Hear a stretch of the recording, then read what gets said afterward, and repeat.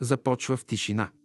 Под палещото египетско слънце плоча от тъмен гранодиорит лежи наполовина заровена в почвата на малко градче, наречено Рашид, известно на европейците като Розета. Векове наред тя лежи там незабелязано, забравен фрагмент от империя, някога управлявала древния свят. Повърхността й е издълбана с 3 различни писмености, изветрели, но безпогрешно целенасочени. За неопитното око това е просто още един счупен паметник. Но този камък, висок повече от метър, крие в себе си тайна, която един ден ще отключи гласовете на цяла цивилизация, дълго смятана за няма. Това е Розетският камък, ключът, който отвори отново света на древен Египет за съвременното човечество, мостът между светове, разделени от времето и разбирането. За да схванем истинското му значение, трябва да се върнем назад през вековете, към време, когато земята на Нил все още е била обвита в мистерия, когато храмовете й са шепнели символи, които никой жив учен не е могъл да разбере, и когато едно единствено откритие завинаги би променило начина, по който четем миналото. Розетският камък не е просто археологически артефакт. Това е история за човешкото любопитство, упоритостта и силата на езика да свързва епохи, култури и умове. Повърхността му, изписана с иероглифи, демотични и гръцки еквивалент, представлява микрокосмос на самата история.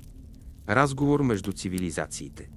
И все пак, пътят му от древен декрет до съвременна музейна реликва е всичко друго, но не и прост. Той включва война, завоевания, наука, съперничество и безмилостно търсене на смисъл. Векове след падането на Египетската империя знанието как да се четат иероглифи, онези сложни, символични знаци, които някога са украсявали храмове и гробници, е било изгубено. По времето на късния римски период дори египетските жреци вече не са могли да разчитат свещените писания на своите предци. Думите, които някога са записвали молитви към боговете, декрети на фараоните и поетичният език на вечността, са се превърнали в безмълвни картини. Пътешествениците са можели да се възхищават на красотата на резбите, но значението им е било погребано под хилядолетие забрава.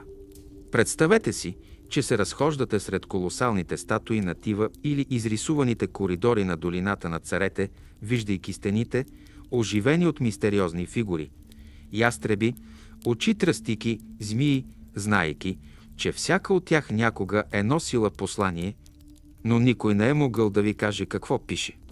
Мистерията на иероглифите се превърна в една от най-големите исторически загадки на човечеството – загадка, изписана в камък.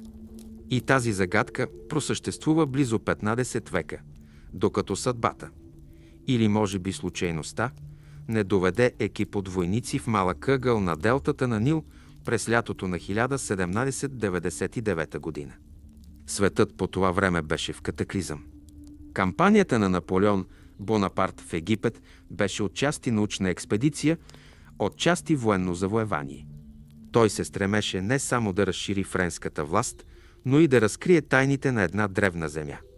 Армията му придружаваха учени, инженери и художници. Учените от Института на Египет, чиято мисия беше да изучава всичко от древната архитектура до местната флора и фауна. Именно тези мъже, водени от идеала на просвещението за познание и открития, се натъкнали на парче издълбан камък близо до строяща се крепост. Това, което открили, в началото изглеждало незабележително, но тройният му надпис, единият с елегантните изобразителни иероглифи от храмовата писменост, другият с течащата демотична писменост от ежедневието на египетския живот и третият на гръцки, езикът на Птолемеите владетели, подсказвал нещо необикновено.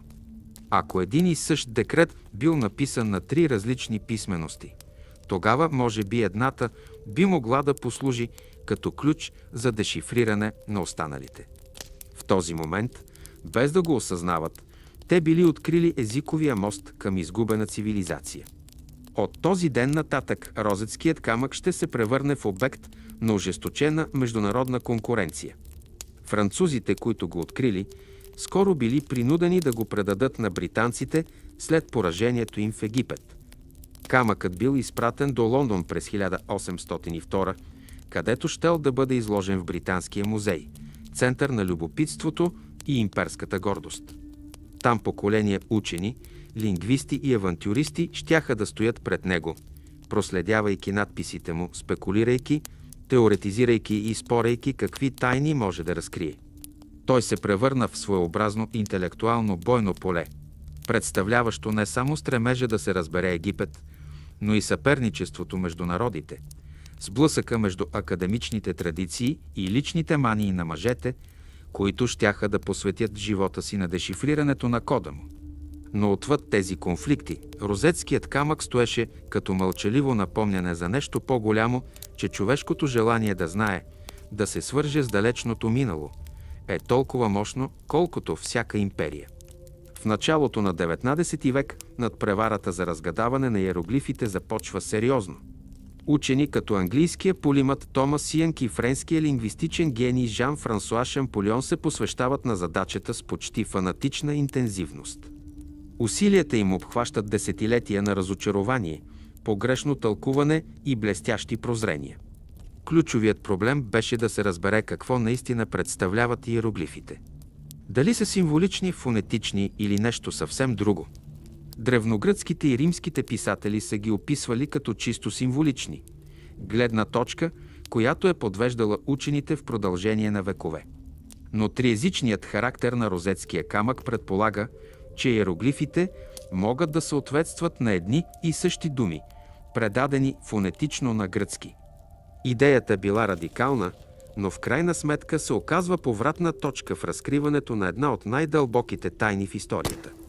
Историята на розетския камък обаче не е просто разказ за декодиране на език, тя е разказ за преоткриването на идентичността.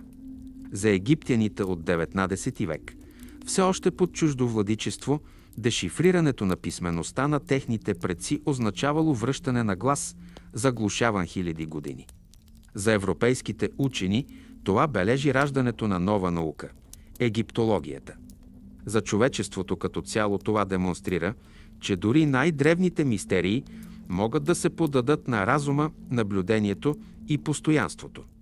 Откриването на камъка идва в момент, когато светът предефинира самото знание, преминавайки от ерата на митовете и спекулациите към ерата на емпиричното изследване и систематичното изучаване. Той стои на пресечната точка на империята, просвещението и изследванията, въплъщавайки противоречията на своята епоха. Откритие и господство, любопитство и завоевание. И все пак, отвъд политиката и личностите, розетският камък остава символ на нещо дълбоко човешко. Нашата нужда да разберем откъде идваме. Той ни напомня, че езикът не е просто инструмент за комуникация, а съд на паметта, носещ мислите, вярванията и емоциите на хората през времето. Дешифрирането на иероглифите не просто ни даде преводи на древни текстове. То възроди мирогледа на една цивилизация.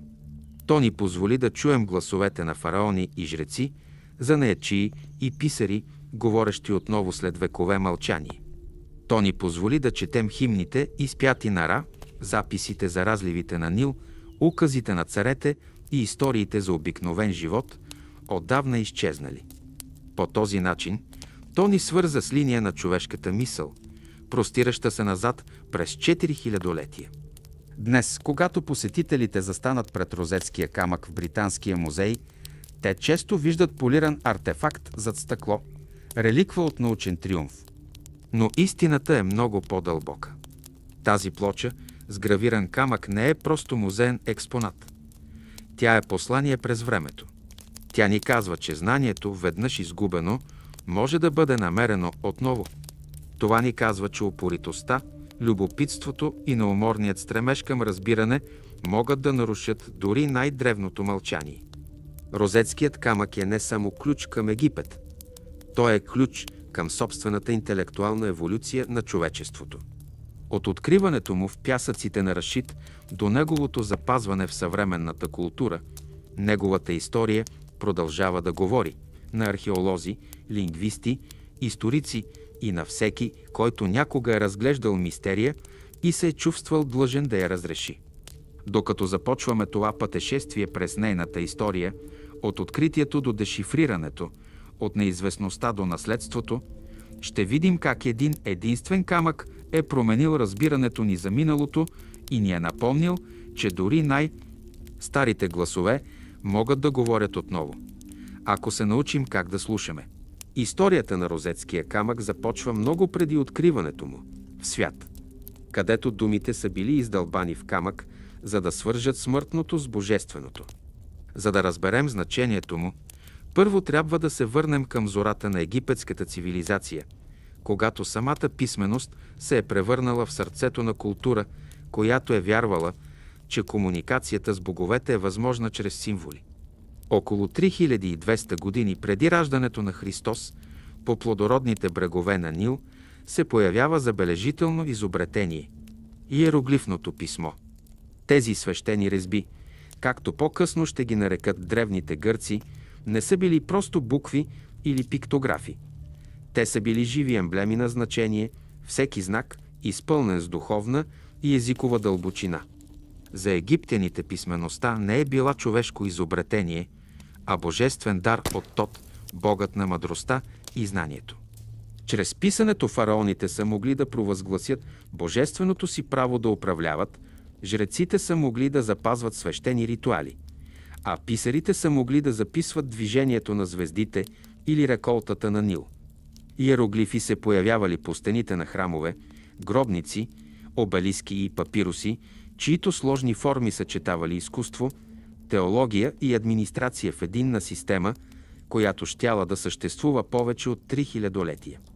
Но самата сложност, която правила писмеността красива, щяла да осигури и нейното евентуално изчезване, оставяйки бъдещите поколения да се взират в мълчаливите и символи с удивление и объркване. За древните египтяни думите са били повече от представяне на звука.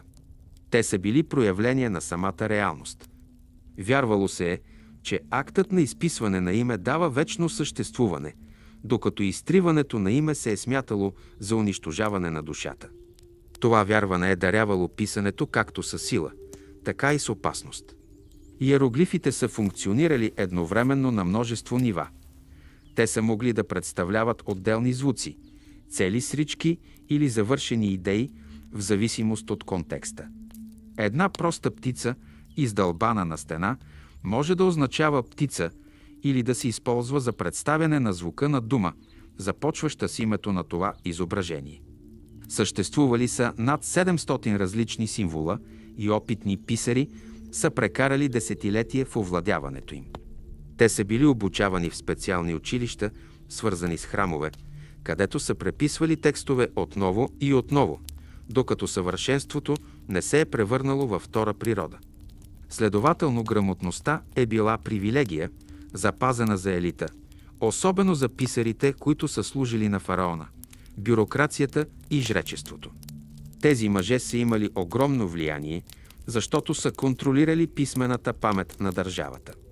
Тяхната работа не е била просто бюрократична, тя е била свещена. Всеки свитък, надпис и стела бяха част от непрекъснат диалог между човечеството и вечността. С развитието на Египет се развива и писмеността му. Наред с официалната иероглифна писменост, за практическа употреба в ежедневието се развива курсивна форма, наречена иератична.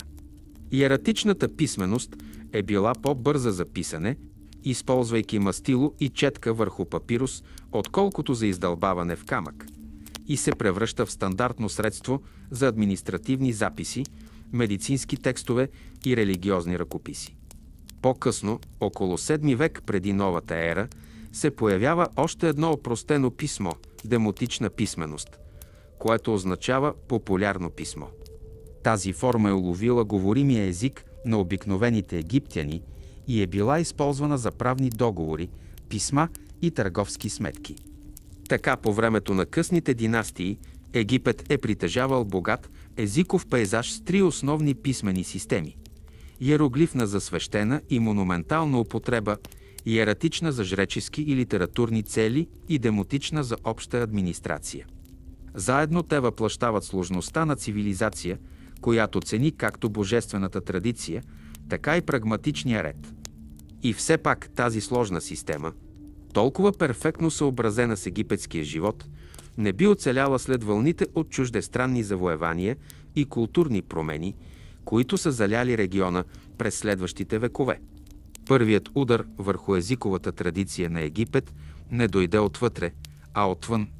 В края на VI век преди новата ера персийските нашественици установиха контрол над Египет, последвани от завладяването на Александър Велики през IV век преди новата ера.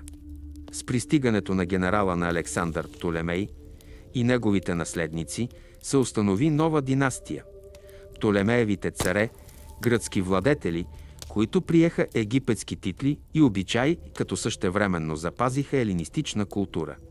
Гръцкият език стана официален език на администрацията и науката, докато египетските писмености се запазиха главно в религиозен и местен контекст.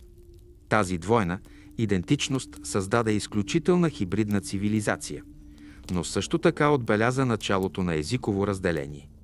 През следващите векове все по-малко египтяни се научиха да четат иероглифи. Гръцки надписи се появиха редом с традиционните храмови резби, както се вижда най-известно в Розетския декрет, самият текст, гравиран върху розетския камък. Птолемеевите владетели използваха декрета, за да почетат собствената си власт и на двата езика, като гарантираха, че посланията им достигат както до жреците, така и до обикновените граждани. С всяко изминало поколение обаче старата писменост все повече се изплъзваше от ежедневната употреба. Когато Рим поглъща Египет в своята империя 30 години преди раждането на Христос, процесът на забравяне се ускорява. Латинският се присъединява към гръцкия като административен език, а римските служители, безразлични към свещените традиции на Нил, гледат на иероглифите като на екзотични любопитни факти, а не като носители на божествена истина. До III век след Христа само жречеството запазва знанието да чете древните текстове и когато храмовете замлъкват и старата религия избледнява под разпространението на християнството, свещеният език на Египет умира заедно с него. По времето на византийския период иероглифите вече не се пишат, преподават или разбират. Последният известен иероглифен надпис, издълбан върху храма на Филе, датира от 394 година след Христа. След това писмеността на фараоните изчезва в тишината, заменена от коптския, последният етап на египетския език, написан с гръцка азбука с няколко заимствани демотични знака. Живата нишка на египетската грамотност е прекъсната. През следващите 1400 години иероглифите се превръщат в загадка, която пленява и обърква учени, пътешественици и мистици. Древните гърци и римляни са оставили писмени сведения, опитващи се да обяснят символите, но техните тълкования са дълбоко погрешни. Философът Плутин, пишещ през III век след Христа, твърди, че иероглифите са чисто символичен език, вид визуална философия, предназначена да предава абстрактни истини. По-късни писатели, като Хораполон през V век, затвърждават това погрешно схващане в произведение, наречено хиероглифика, в което се твърди, че всеки иероглиф представлява идея, а не звук. Според това разсъждение, символът на птица не означава птица, а душа. Слънчев диск не означава Ра, а вечност и така нататък. Тези идеи, макар и въображаеми, ще подведат европейските учени чак до Ренесанса. Иероглифите стават синоним на мистерия, езотерика и скрита мъдрост, а не на езиков израз. През средновековието, когато контактите с Египет намаляват, разбирането на Запада за древния език още повече избледнява. Иероглифите понякога са били бъркани с алхимични или магически знаци. Арабските учени от средновековието, очаровани от монументалните руини на Египет, спекулират за техните значения, но не разполагат с езиковите инструменти, за да ги декодират. Някои вярват, че надписите съдържат окултни тайни, други смятат, че съдържат астрологични формули или свещени математически модели. истинската езикова природа на иероглифите остава загубена. Дори когато пътешественици и изследователи започват да преоткриват паметниците на Египет през 17 и 18 век, тяхното страхопочитание е смесено с объркване. Стените на храмове като Карнак и Луксор сякаш говорят на език, който няма ключ. Художници преписват надписите, антиквари събират фрагменти, а философи безкрайно спекулират за тяхното значение. Но никой не може да преодолее пропастта между образ и дума. Ренесансът възражда очарованието на Европа от древен Египет не чрез археологията, а чрез въображението. Мислители като Атанасий Кирхер, йезуитски учен от 17 век, се убеждават, че иероглифите съхраняват първичната мъдрост на човечеството. Кирхер посвещава десетилетия на изучаването им, сравнявайки формите им с символи от еврейски, гръцки и дори китайски, надявайки се да открие универсален език на Божественото. През 1858 година той публикува огромни томове, изпълнени с сложни, но изцяло фантастични интерпретации. Например, той превежда обикновен картуш, съдържащ името на фараон, като сложно морално твърдение за Слънцето, творението и природата на Бог. Макар и неправилно, творчеството на Кирхер има трайно влияние. То поддържа жива мечтата, че един ден някой наистина може да дешифрира древната писменост.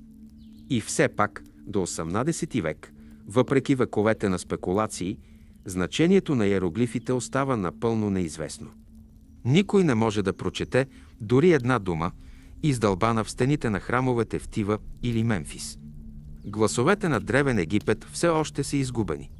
Именно на този фон на мистерия и погрешни схващания започва съвременното преоткриване на древния египетски език. По времето, когато Наполеон нахлува в Египет през 1798 година, иероглифите се превръщат в символи на екзотичното и непознаваемото. За учените, придружаващи френската експедиция, Египет представлява люлката на цивилизацията, а дешифрирането на неговите писмености обещава да разкрие произхода на самата човешка мисъл.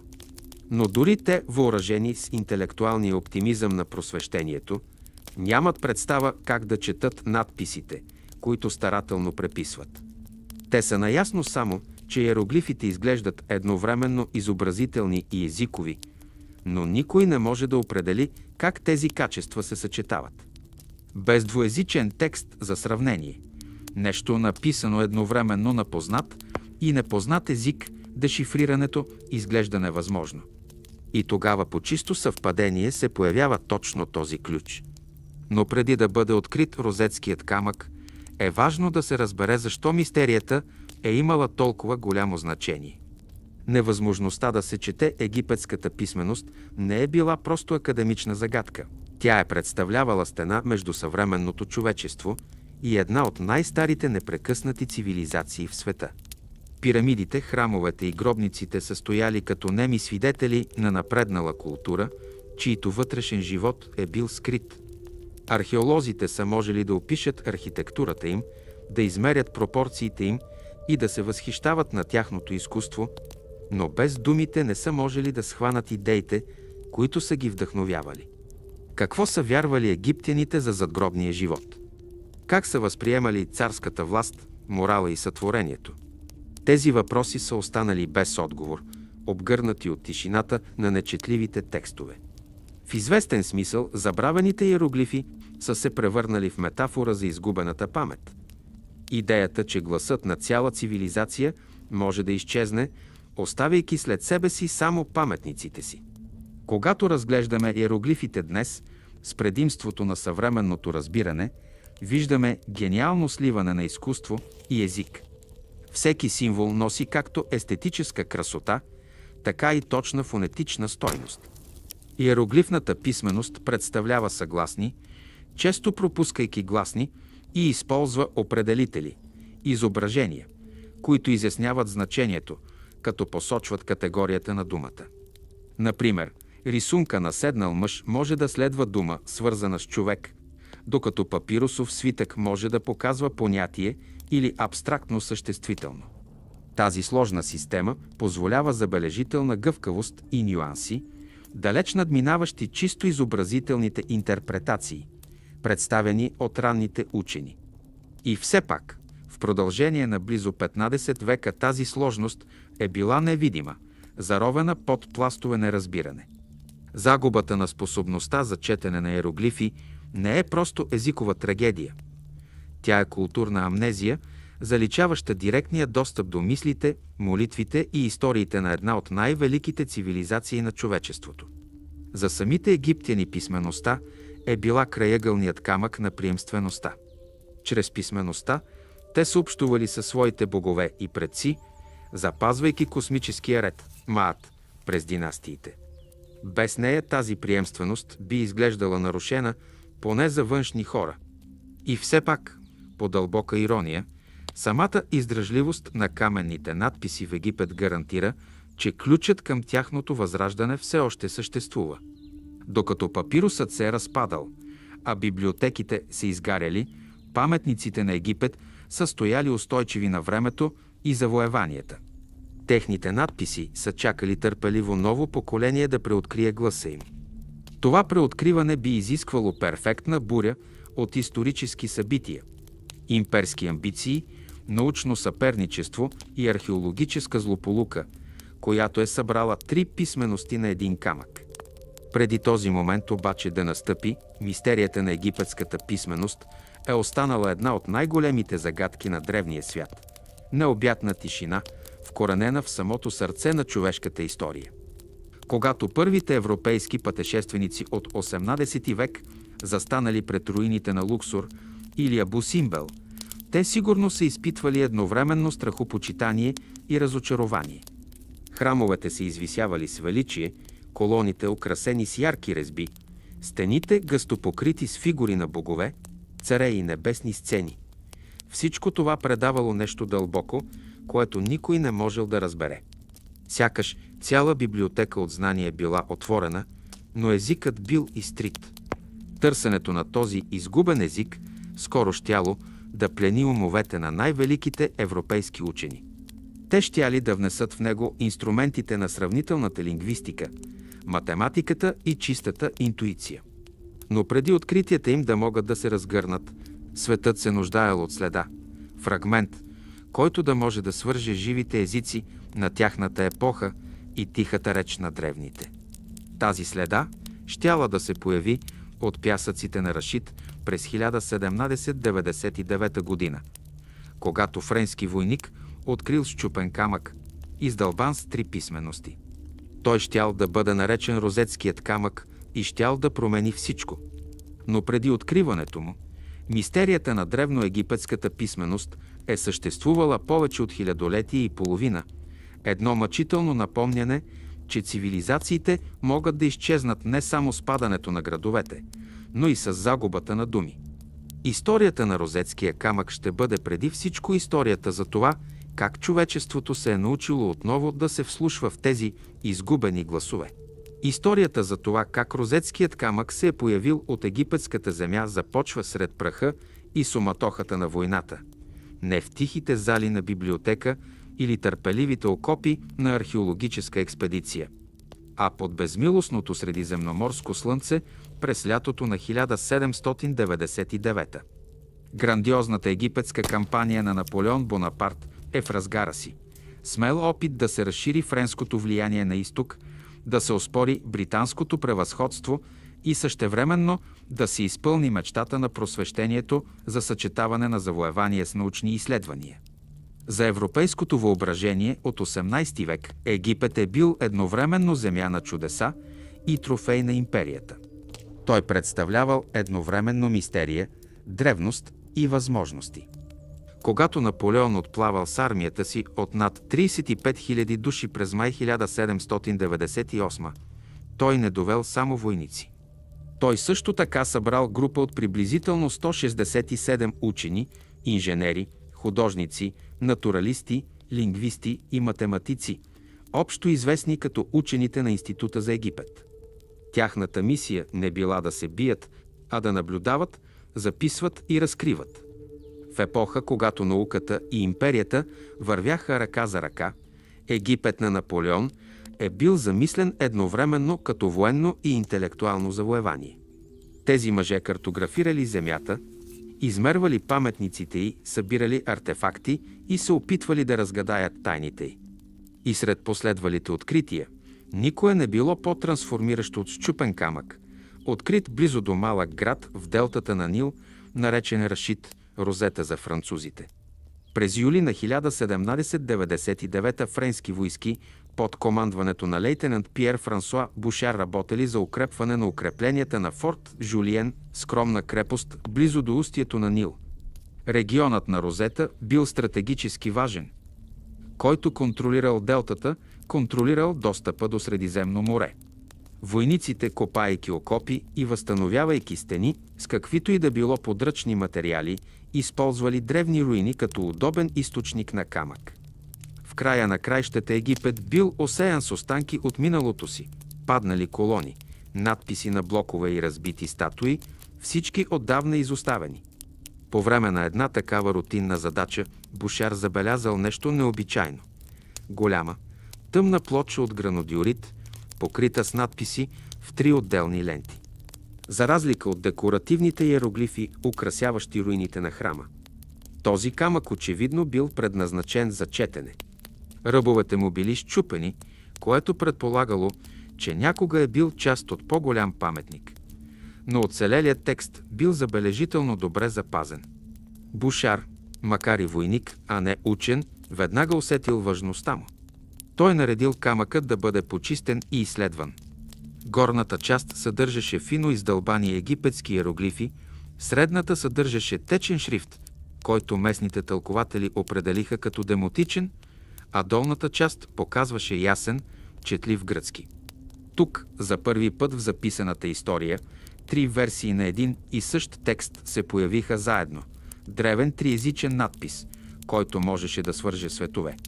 Бушар бързо съобщил за откритието на висшите офицери от френския научен корпус, които потвърдили потенциалното му значение.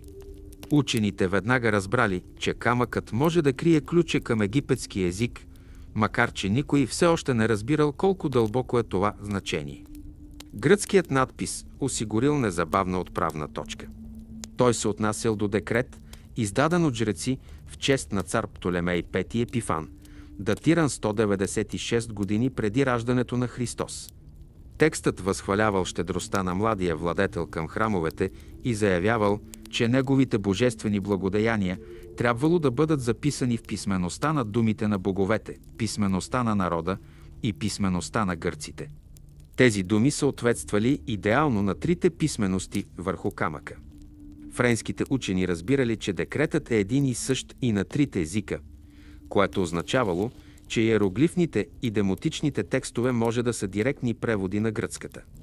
За всеки, който се опитвал да декодира древноегипетската писменост, това било истинско откровение.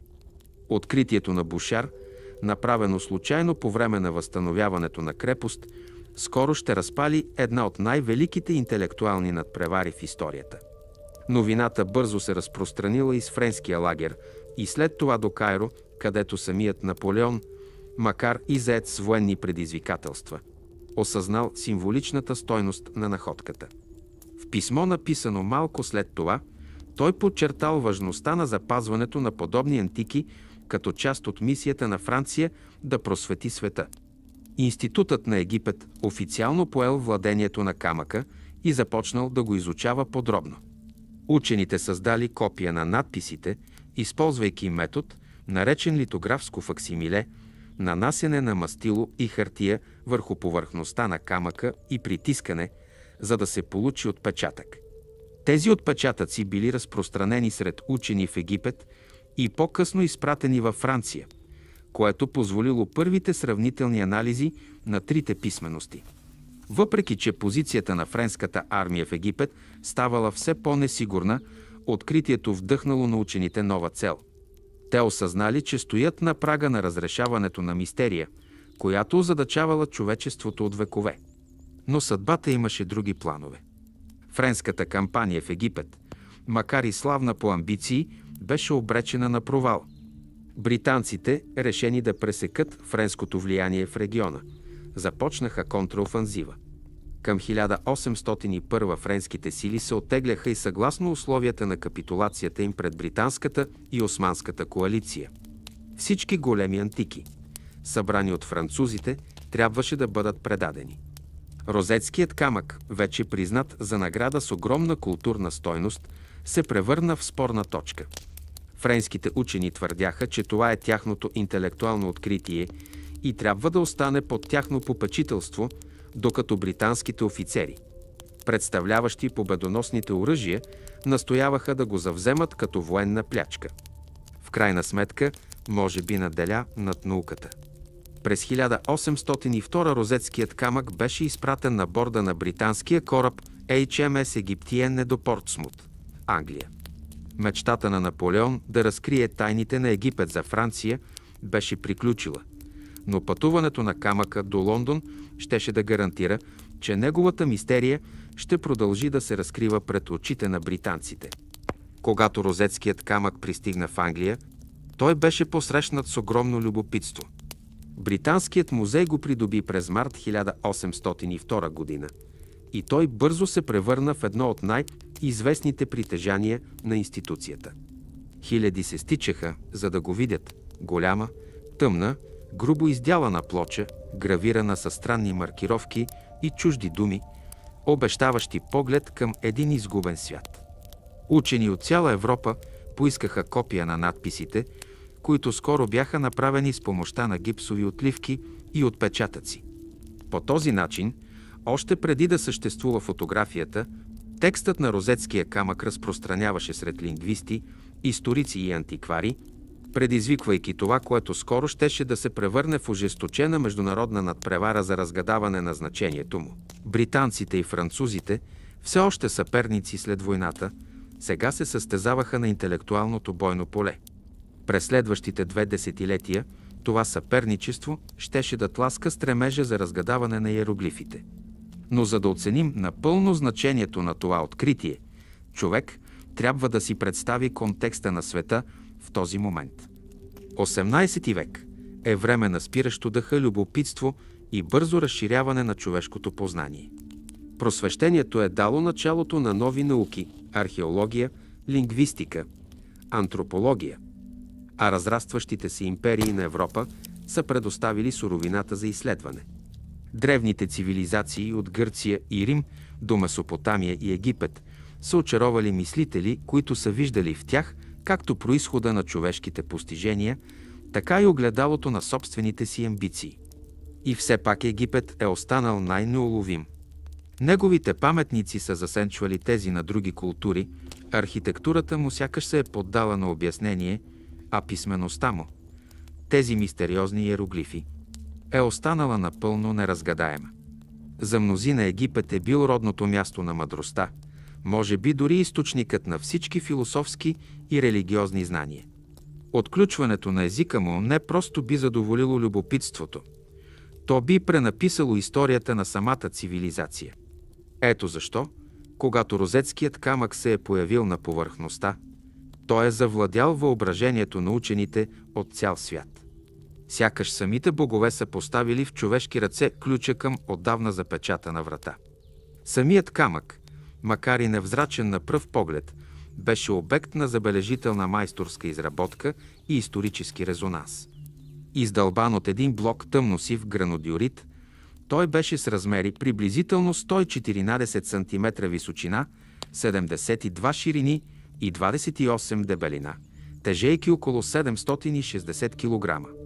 Горната част, съдържаща иероглифи, беше отчупена, което предполага, че оригиналната стела е била по-висока и вероятно е била увенчана с скулптурно изображение на царя или религиозен символ.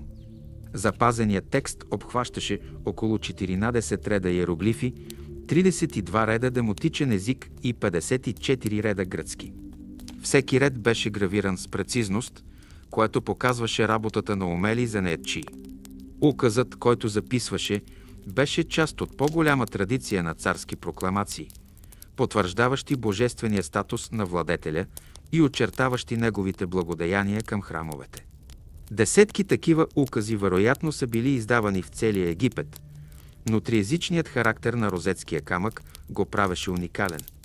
Самото му съществуване отразява мултикултурната реалност на Птолемейски Египет, където гръцки владетели управляват египетско население под сянката на векове смесване на традиции. Веднага след пристигането му в Англия, учените започнали да преписват и анализират текста. Гръцката част била сравнително ясна и в рамките на месеци преводи били публикувани в Лондон и Париж. Демотичната и иероглифната част обаче останали неразбираеми. Гръцкият текст съдържал важен намек. В него се казвало, че декретът трябва да бъде написан на свещеното писмо, местното писмо и гръцкото писмо. Тази формулировка потвърждавала това, което мнозина подозирали, че иероглифната част представлявала официалния свещен език на жреците, демотичната част била ежедневният египетски език, а гръцката част била официалният език на администрацията. За първи път учените можели да сравняват еквивалентни пасажи в три езикови системи. Но разбирането как тези системи са свързани изисквало повече от превод, изисквало дешифриране, пълна реконструкция на древноегипетската езикова структура. Ранните усилия са били фрагментирани. Учени като Силвестър Дюсаси във Франция и Йохан Давид Окерблат от Швеция постигат известен напредък в идентифицирането на отделни демотични знаци, съответстващи на гръцки имена като Птолемей и Александър. Те разпознават, че тези имена се появяват оградени в овални рамки, известни като картуши, което предполага, че иероглифната система може да включва и фонетични елементи, а не чисто символични. Това е радикално отклонение от вековните предположения, тъй като повечето вярват, че иероглифите представляват идеи, а не звуци. Структурата на розетския камък обаче подсказва друго. Повторението на определени символи на места, където се появяват гръцки имена, предполага фонетичен правопис. Последиците са огромни. Ако иероглифите могат да се четат фонетично, тогава те може би не са мистични символи, а истинска писмена система. Код, който чака да бъде разгадан. Докато тези ранни анализи се развиваха, розетският камък оставаше публично изложен, привличайки посетители от всички сфери на живота. За Британския музей той не беше просто научен обект, а символ на империята, доказателство, че глобалният обхват на Великобритания се простираше дори в древния свят. Неговото присъствие засилваше националната гордост, особено в контраст с загубата на Франция. Иронията обаче беше, че френските учени щяха да продължат да играят решаваща роля в самото дешифриране.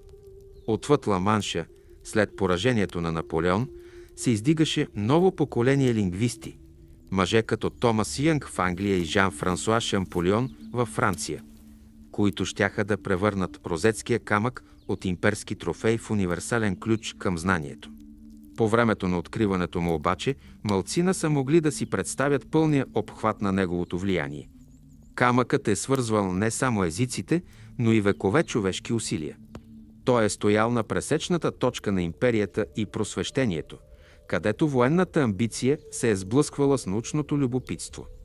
Войниците, които са го открили, са копаели за отбрана, но въпреки това са разкрили символ на непрестанното търсене на разбиране от страна на човечеството. Учените, които са го изучавали, са видели в надписите му отражение на идеалите на собствената си епоха. Вярата, че знанието може да победи невежеството, че разумът може да освети мрака на историята. А народите, които са се борили за него, Франция и Великобритания, са представлявали двойствената природа на това преследване. Едната е водена от интелектуален план, а другата от имперска власт. Откриването на розетския камък в Рашид бележи повече от просто откриване на артефакт. Това беше повратна точка в отношенията между съвременния свят и древността. Преди откриването му Египет е бил място на легенди. Храмовете му са били възхищавани, но неразбирани, а писанията му красиви, но безмълвни. След 1799 година Египет се превръща в поле за изследване, а миналото му е достъпно чрез метод, анализ и постоянство. Камъкът превръща археологията в дисциплина, основана на доказателства, а не на спекулации. Той сигнализира, че тайните на древния свят не са извън човешкия обсег, а само чакат правилния ключ. В следващите десетилетия този ключ ще отключи целия език на фараоните, разкривайки текстове, вариращи от свещени химни и кралски укази до любовни стихотворения и данъчни разписки. Всеки фрагмент е глас, върнат от тишината. Когато войниците на лейтенант Бушар изтупаха праха от онази тъмна плоча под жегата на египетското слънце, те нямаше как да знаят, че докосват прага на историята. Розетският камък беше повече от реликва. Той беше възкресение. Той върна към живот не само един език, но и паметта на цяла цивилизация.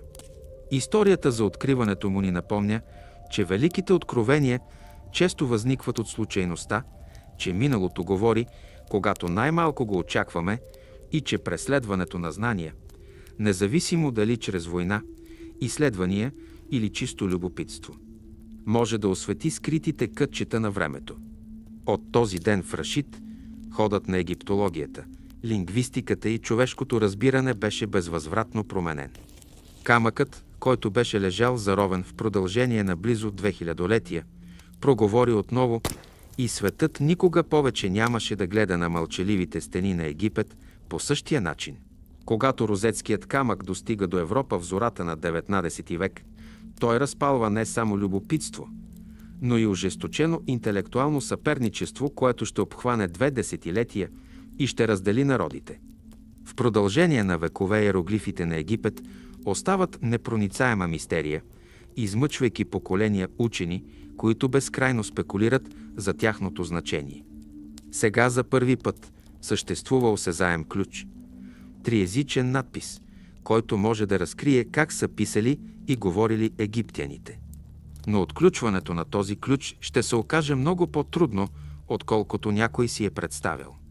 Камъкът, макар и обещаващ, не е магическа формула.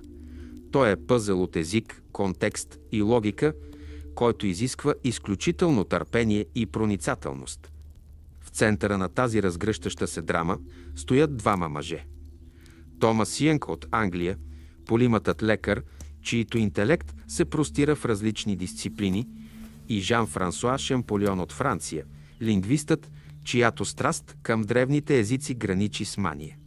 Между тях ще бъде решена съдбата на египетското дешифриране, а с него и преоткриването на гласа на цяла цивилизация.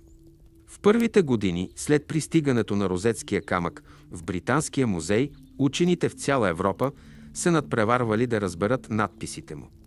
Копия на текста разпространявали в печатна форма до 1803, а до 1806, както гръцката, така и демотичната част били преведени. Иероглифната част обаче се противопоставяла на разбирането.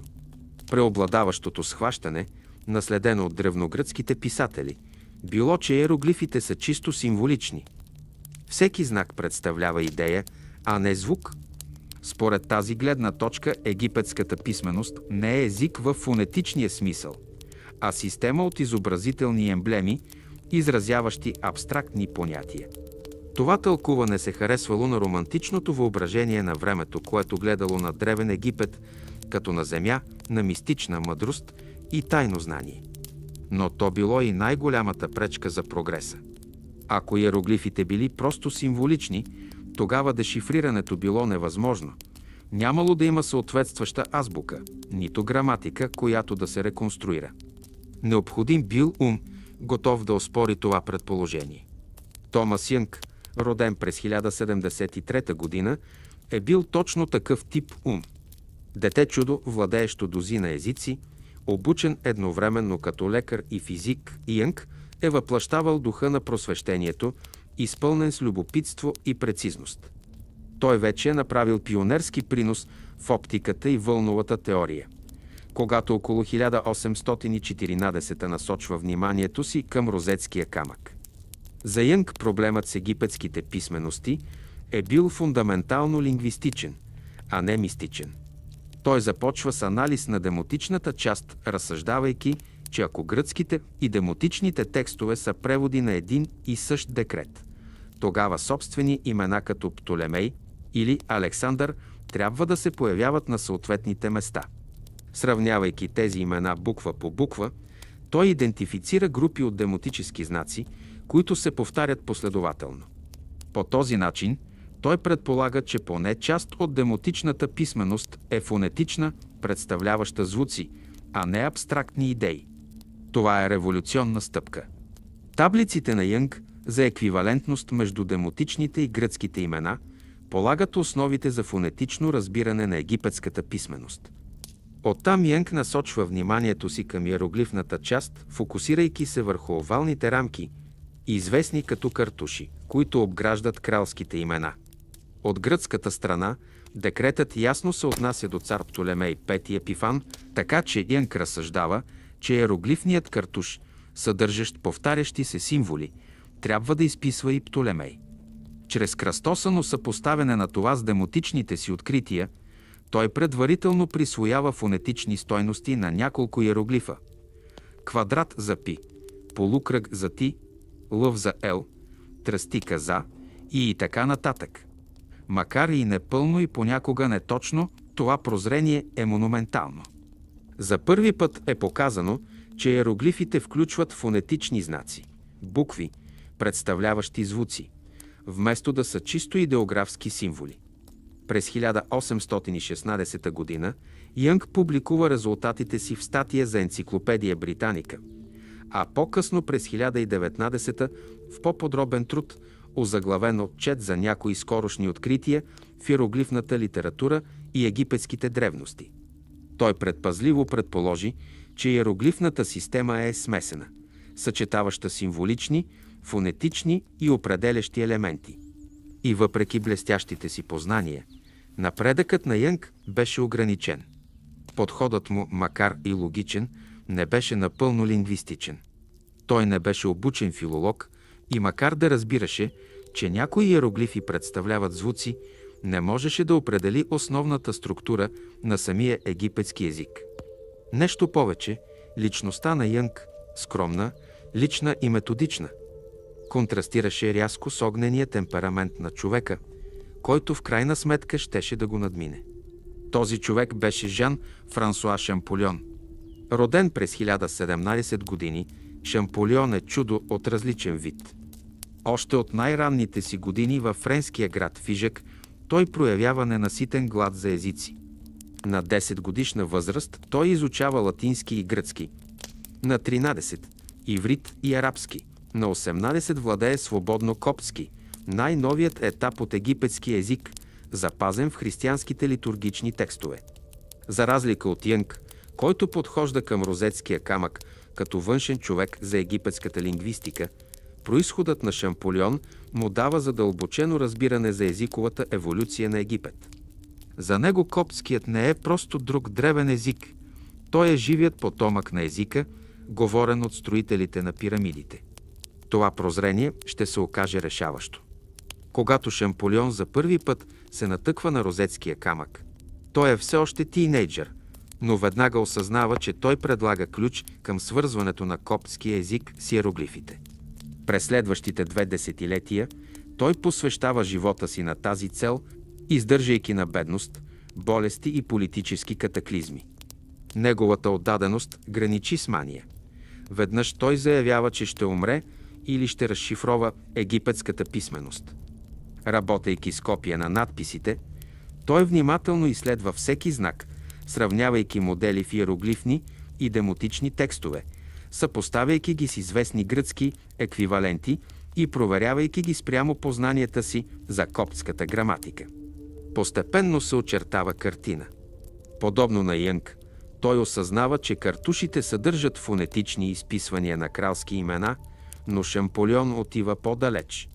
През 1822 той получава копия на надпис от храма на Абу Симбел, носещ картушите както на Птолемей, така и на Клеопатра. Сравнявайки двете, той потвърдил, че определени иероглифи съответстват на специфични фонетични звуци – П, Л, О, К и така нататък, появяващи се последователно в различни имена. Това откритие предоставило неопровержимо доказателство, че иероглифите са поне частично фонетични. Но истинският пробив на Шамполион дошъл, когато разширил този принцип отвъд чуждите имена. Щом иероглифите можели да представят гръцки имена фонетично, защо не и египетски думи?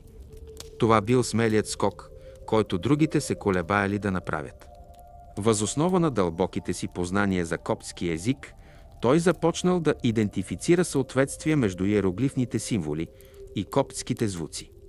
Например, забелязал, че иероглифът, изобразяващ слънчев диск, се появява често в контексти, където коптската дума Ра, която означава слънце, би била подходяща. Заключението било неизбежно. Иероглифите били пълна писменост, представляваща египетски език в древния му вид. На 14 септември 1822 г., след години на старателен анализ, Шамполион се втурнал в офиса на брат си в Париж, тръшнал бележките си на масата и възкликнал: «Ети ензла фейре!» Разбрах го. Мигове по-късно той припаднал от изтощение. Беше разгадал кода. Шамполион представя своите открития пред Академията по надписи и изящна литература в Париж на 27 септември 1822 г. в статия, озаглавена «Писмо към М. Дасиер спрямо азбуката на фонетичните иероглифи». В нея той излага убедителна система за четене на иероглифи като фонетични символи, съответстващи на звуци от египетски език, допълнени от определители, които изясняват значението. Той идентифицира над дузина фонетични знаци, съответстващи на съгласни, демонстрира употребата им както в египетски, така и в чуждестранни имена и показа как те се комбинират с символични елементи, за да образуват съгласувана езикова структура. Това е раждането на египтологията като научна дисциплина. Последиците от откритието на Шамполион бяха огромни. За първи път от близо 15 века думите на древен Египет можеха да бъдат прочетени отново. Химните, издълбани по стените на храмовете, погребалните текстове, вписани в гробници, и декретите, гравирани в камък, проговориха отново. Това, което беше нямо изкуство, се превърна в жив език. Системата на Шамполион разкри, че иероглифната писменост комбинира три вида знаци – фонограми, представляващи звуци, идеограми, представляващи понятия или обекти, и детерминативи, непроизнесени знаци, които изясняват значението. Тази сложност обясняваше защо по-ранните учени са се затруднявали. Иероглифите не са били нито чисто азбучни, нито чисто изобразителни, а сложен синтез и на двете. Триумфът на Шамполион обаче не сложи край на съперничеството. Томас Янг, който беше положил голяма част от основите за дешифрирането, смяташе, че приносът му е засенчен.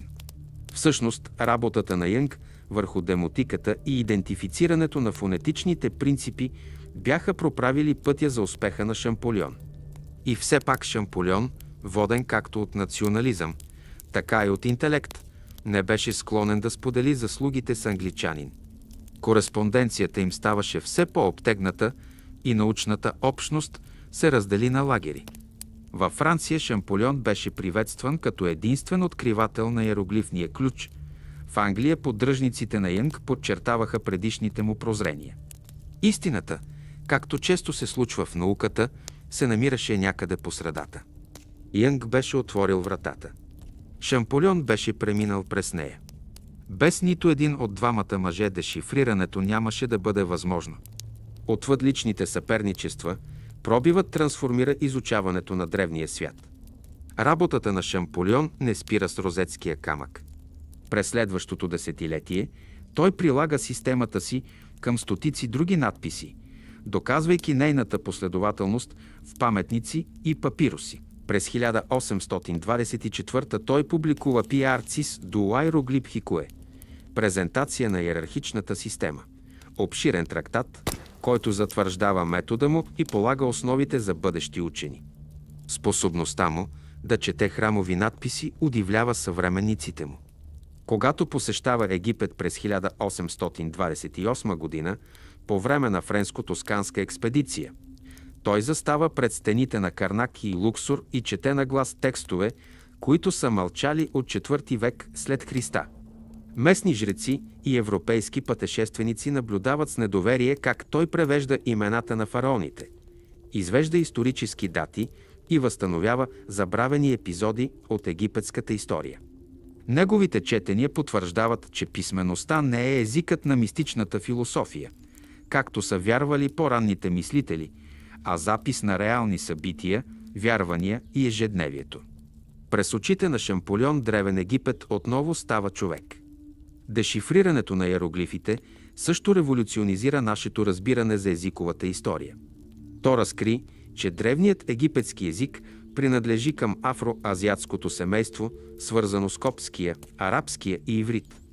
То показа как писмеността еволюира от изобразителни към фонетични системи, демонстрирайки, че дори най-художествените писмености следват логически езикови принципи. Нещо повече, то разкри дълбоката приемственост на египетската цивилизация, свързвайки строителите на пирамидите от Старото царство с коптските християни от късната античност чрез непрекъсната езикова нишка. По този начин розетският камък се превърна не само в ключ към една писменост, но и към цял клон на човешкото познание. Въпреки целия си блясък, победата на Шамполион дойде с голяма лична цена. Години на неуморна работа се отразиха на здравето му и в началото на 30-те години на 18 век той страдаше от изтощение и сърдечни заболявания. Умира през 1832 на 41 години, като мисията му е само частично завършена. И все пак наследството му се запази. Неговата граматика и речник на древноегипетски език, публикувани посмъртно, се превърнаха в основата на съвременната египтология. В рамките на десетилетия учените надграждаха върху неговата основа, за да преведат книгата на мъртвите, текстовете на пирамидите и безброй други писания. Цивилизацията на Нил някога няма и неразбрана. Сега говореше със свои собствени думи. Надпреварата за разгадаване на розетския камък не беше просто академично състезание. Това беше дълбока човешка история за упоритост, съперничество и откровение. Тя отразяваше интелектуалния климат на своето време, ерата на разума, сблъскваща се с ерата на империята, на националната гордост, подхранваща научния прогрес. Самият камък, роден от политическата пропаганда в ерата на Птолемеите, се превърна в символ на универсалното знание в ерата на съвременната наука.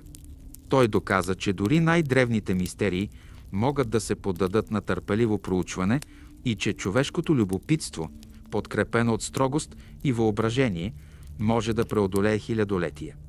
От пясъците на Рашид до учебните зали на Париж и Лондон, розетският камък беше пътувал не само през пространството, но и през времето, носейки в себе си семето на ново разбиране за историята.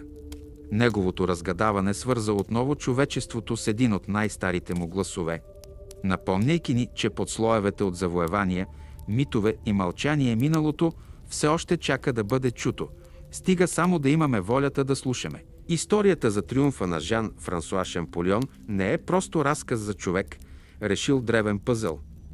Това е историята за това, как цяла цивилизация се е преродила в човешкото разбиране след повече от 15 века мълчание. Когато Шамполион обяви в Париж през есента на 1822, че най-накрая е разгадал иероглифния код, Европа беше смаяна. В продължение на поколения мистериозните символи, които украсяваха египетските паметници, бяха обект на фантазии, мистицизъм и спекулации. Сега най-накрая някой твърдеше, че ги е разчел. И все пак пътят от откритието до признанието беше дълъг и последиците от работата на Шамполион се простираха далеч отвъд филологията. Неговият успех бележи раждането на нова наука – египтологията, и завинаги промени начина, по който човечеството подхожда към древния свят. Дешифрирането на иероглифите не просто отключи значението на една писменост.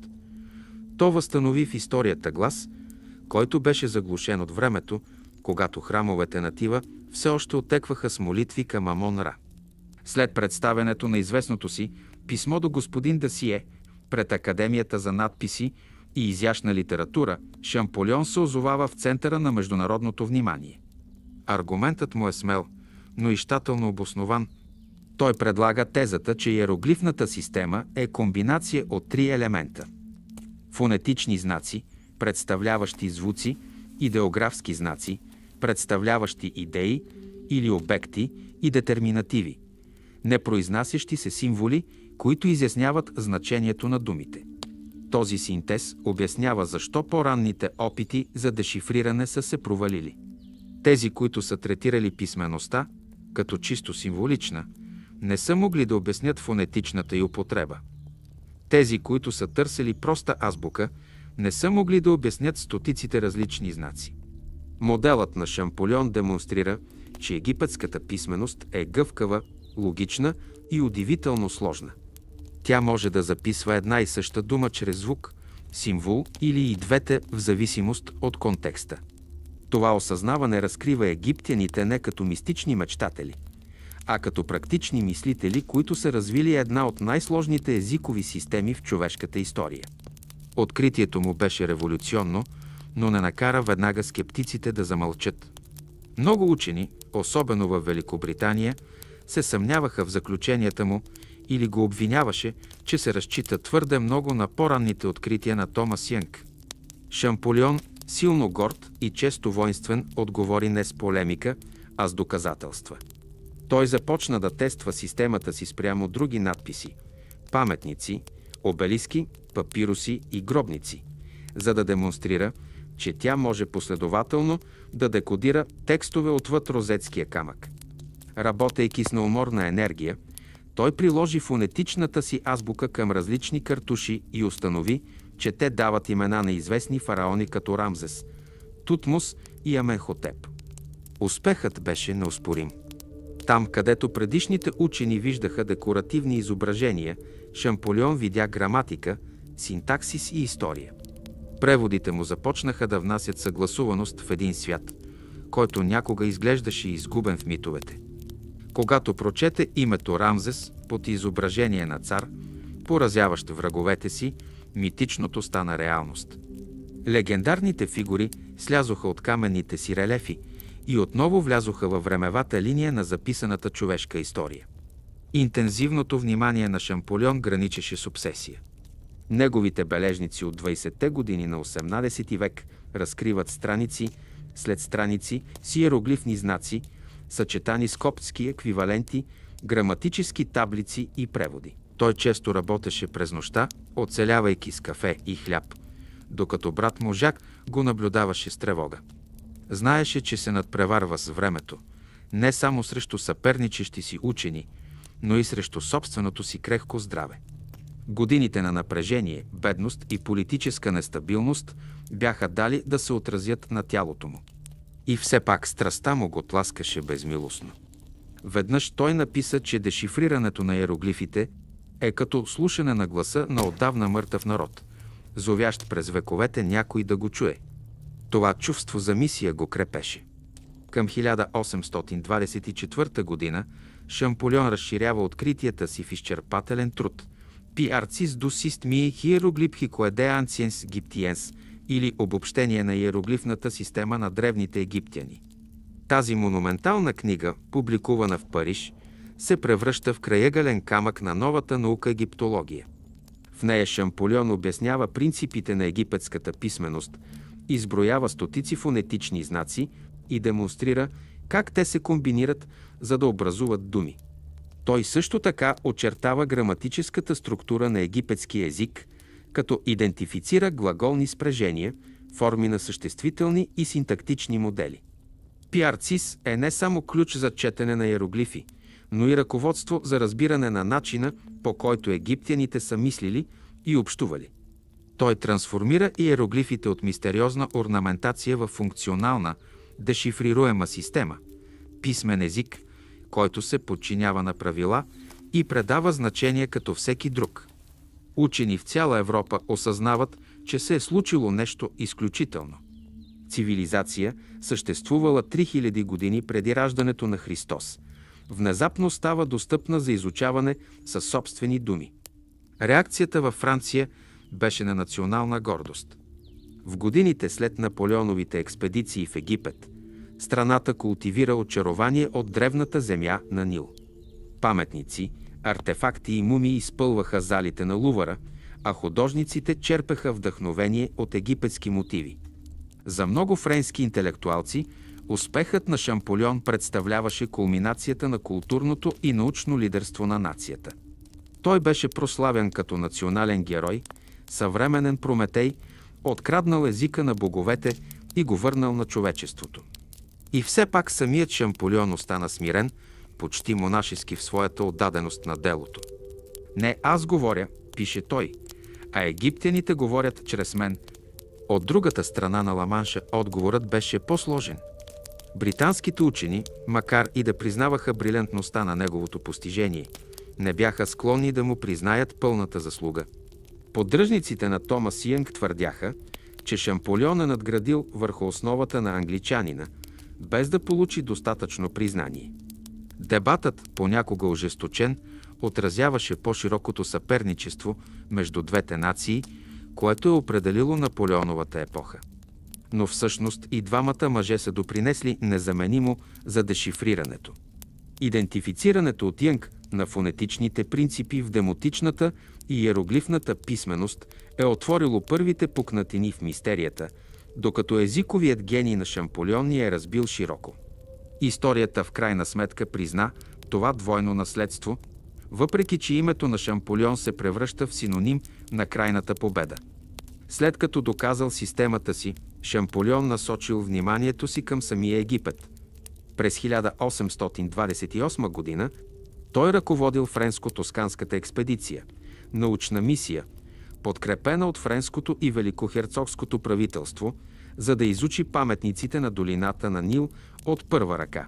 Това било кулминацията на мечтата на живота му – да се разходи сред руините, чието език бил възстановил. Пътуването продължило близо 2 години и го отвело от Александрия до Нубия. Навсякъде, където отивал, той прилагал своите умения за дешифриране, четейки надписи, издълбани в стените на храмовете, обелиски и гробници.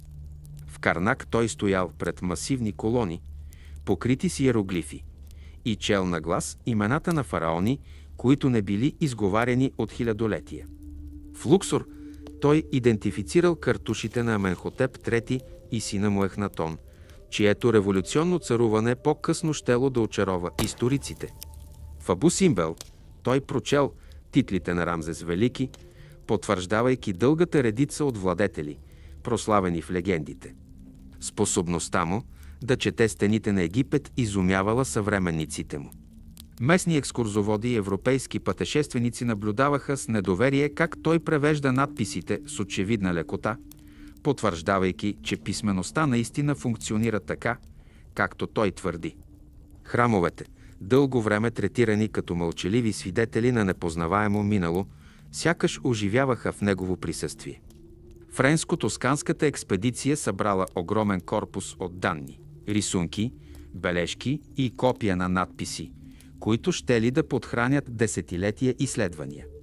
Шамполион щателно документирал своите наблюдения, отбелязвайки езикови вариации, регионални стилове и архитектурни контексти. Той разбирал, че египтологията не може да се поддържа само от езиков анализ. Тя изисква археология, история и изкуство, за да се реконструира пълната картина на египетската цивилизация. В този смисъл той не бил просто дешифратор на езика, а основател на дисциплина. Той свързал надписите по стените с археологическите слоеве под тях, проследявайки еволюцията на политическите и религиозни институции на Египет. Той разпознал цикличния характер на египетските династии, приемствеността на религиозния символизъм и взаимодействието между писмената и визуалната култура. Всеки храмов надпис, осъзнал той, бил едновременно текст и произведение на изкуството, език, изобразен в камък. Наблюденията на Шамполион оспорват дългогодишни европейски предположения за Египет. Векове наред Египет е бил смятан за земя на мистериозни символи и вечен деспотизъм, цивилизация, замръзнала във величие, но лишена от интелектуален прогрес. Четейки думите на самите древни египтяни, Шамполион разкрива една далеч по-нюансирана реалност. Той открива записи за търговия, дипломация, право и литература, химни към боговете, изразяващи философска дълбочина, кралски укази, демонстриращи административна изтънченост. Египтяните не са били мистични примитиви, а красноречиви мислители, които са документирали света си с прецизност. Това откровение променя европейското възприятие за Египет от мит към история и от екзотично любопитство към легитимен предмет на научно изследване.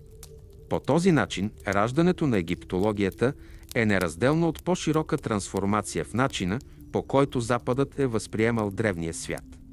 С разпространяването на славата му, Шамполион е назначен за куратор на египетските колекции в Лувъра през 1826 година. Под негово ръководство египетският отдел на музея се превръща в един от най-важните в Европа. Той организира артефактите систематично, като ги етикетира според династични периоди и езикови доказателства, а не според естетическа привлекателност. За първи път посетителите могат да проследят хронологично еволюцията на египетското изкуство и култура, водени от надписи, които сега говорят ясно. Той също така започва да обучава ново поколение учени, споделяйки методите си и насърчавайки сравнителните изследвания. Институционалната рамка на египтологията, музеите, университетите и изследователските експедиции, които ще процъфтяват в края на XIX век, може да се проследи пряко до неговите инициативи през тези години. И все пак неумолимият работен ритъм, съчетан с години на трудности, започва да го изтощава. В началото на 30-те години на 18 век здравето на Шамполион се влошава. Той страда от изтощение, дихателни проблеми и повтарящи се трески, вероятно утежнени от суровите условия на египетската му експедиция. Въпреки това, той продължава да пише, подготвяйки изчерпателна египетска граматика и речник, базирани на изследванията му през целия му живот. Той знае, че системата му трябва да го надживее и се труди да я направи достъпна за бъдещите учени. Трябва да върна езика на Египет, пише той в последните си бележки, преди самият аз да замълча на 4 март 1832 година, на 41 години. Жан-Франсуа Шамполион умира в Париж. Тялото му е погребано в гробището Пер-Лашес, под обикновен надгробен камък, изписан с иероглифи, които самият той е възстановил на човешка реч. Смъртта му беше трагедия, но наследството му устоя. В рамките на десетилетия системата на Шамполион се превърна в основата на съвременната египтология. Неговата граматика и речник, публикувани посмъртно от брат му, позволиха на учените от цяла Европа да продължат работата му. Дешифрирането отключи поток от нови открития. Храмови надписи, разкриващи хронологията на фараоните, папируси, документиращи ежедневието, и погребални текстове, осветляващи египетските вярвания за смъртта и задгробния живот. Книгата на мъртвите, някога колекция от неразгадаеми илюстрации, се превърна в четимо писание. Текстовете на пирамидите, издълбани в погребалните камери на царете, се превърнаха в прозорци към най-ранната религиозна мисъл. Храмовете в Карнак, Луксор и Абидос се превърнаха в исторически архиви, а не просто в руини. Археолозите вече можеха да датират структури, да идентифицират владетели и да реконструират събития с безпрецедентна точност. Историята на Древен Египет, някога смесица от митове и библейски алюзии, започна да се оформя като съгласуван разказ, обхващащ 3000-летия. Дешифрирането на Шамполион също така трансформира изучаването на древните езици в по-широк смисъл. Неговата демонстрация, че иероглифите са едновременно фонетични и символични, оспорва съществуващите теории за езиковата еволюция. Учените започват да преоценяват произхода на писмените системи в Месопотамия, Китай и Мезоамерика, търсейки фонетични принципи зад пиктографските форми. В този смисъл, розетският камък не само възкресява египетската реч, но и разширява хоризонтите на историческата лингвистика. Той доказва, че сложните писмености могат да възникнат от прагматични комуникационни нужди, а не от божествено откровение или мистична абстракция. Езикът, показа Шамполион, е ключът към самата цивилизация. С напредването на 19 век учениците на Шамполион развиват неговата визия. Карл Рихард Лепсиус в Германия, Самюел Бърч в Великобритания и Огюст Мариет във Франция надграждат върху неговите основи, разкопавайки храмове, каталогизирайки надписи и усъвършенствайки преводите. Откритието на Сера Пелма в Сакара от Мариет през 1851 година потвърждава много от хронологичните хипотези на Шамполион. По-късно научните разкопки на сър Флиндърс, Петри, въвеждат съвременни археологически методи в египтологията, гарантирайки, че езиковите пробиви на Шамполион са подкрепени от материални доказателства. Заедно тези усилия превръщат дешифрирането от единичен интелектуален триумф в глобално научно начинание. По-широкото културно въздействие на работата на Шамполион е също толкова дълбоко. Успехът му плени въображението на художници, писатели и широката общественост. Египетските мотиви се разпространяват в европейската архитектура и дизайн, от обелиски по градските площади до иероглифни шарки в декорацията на дома. По-важното е, че дешифрирането променя чувството за време на човечеството. За първи път хората могат да четат думите на цивилизация, предшестваща Гърция и Рим с хиляди години. Това разширява историческия хоризонт на Европа, демонстрирайки, че човешката култура има дълбоки корени извън класическия свят. Древен Египет се превръща в краягален камък на една наистина глобална история. Признание, че цивилизацията не е собственост на един континент или една епоха, а споделено човешко постижение. Дори днес историята за дешифрирането на Шамполион продължава да резонира, защото въплъщава същността на откритието. Неговото пътуване не е било пътешествие на късмет или случайност, а на постоянство, интелект и вяра в разума. То ни напомня, че знанието често напредва не чрез внезапно вдъхновение, а чрез години на усърден труд, воден от визия за това, което може да е истина. С дешифрирането на иероглифите Шамполион преодолява пропаст от 15 века, свързвайки отново живите с мъртвите и доказвайки, че езикът може да надхвърли самото време. Розетският камък, някога забравен артефакт в пясъците на Рашид, се превръща в основата на нова наука и символ на непреходната сила на човешкото любопитство. Когато се разхождаме из залите на съвременните музеи и четем имената на фараоните, издълбани върху древни камъни, чуваме ехото от гласа на Шамполион. Неговото дешифриране превърна немите паметници в разказвачи на истории и позволи на хората от Нил да говорят отново. Раждането на египтологията беше повече от създаването на дисциплина. То беше възстановяването на разговора между миналото и настоящето, между човечеството и неговия произход. И докато учените продължават да четат иероглифите, които той отключи, Жан-Франсуа Шамполион ще остане не само човекът, който разгада код, но и този, който върна на света езика на вечността. Когато Жан-Франсуа Шамполион дешифрира иероглифите в началото на 20-те години на 18 век, светът не просто получава нов езиков ключ, той преживява дълбоко историческо пробуждане. Розетският камък, някога неясна плоча, открита случайно близо до Рашид, се превръща в основата на един изцяло нов начин за изучаване на миналото. Неговото въздействие се разпространява в интелектуалния пейзаж на 19 век и след това, трансформирайки историята, археологията, лингвистиката и дори начина, по който човечеството възприема себе си. Дешифрирането на иероглифите не е изолирана академична победа. Това е революция в човешкото разбиране, сравнима с преоткриването на класически текстове през Ренесанса или формулирането на еволюционната теория през 19 век. Изведнъж една от най-старите цивилизации на Земята може отново да говори сама за себе си.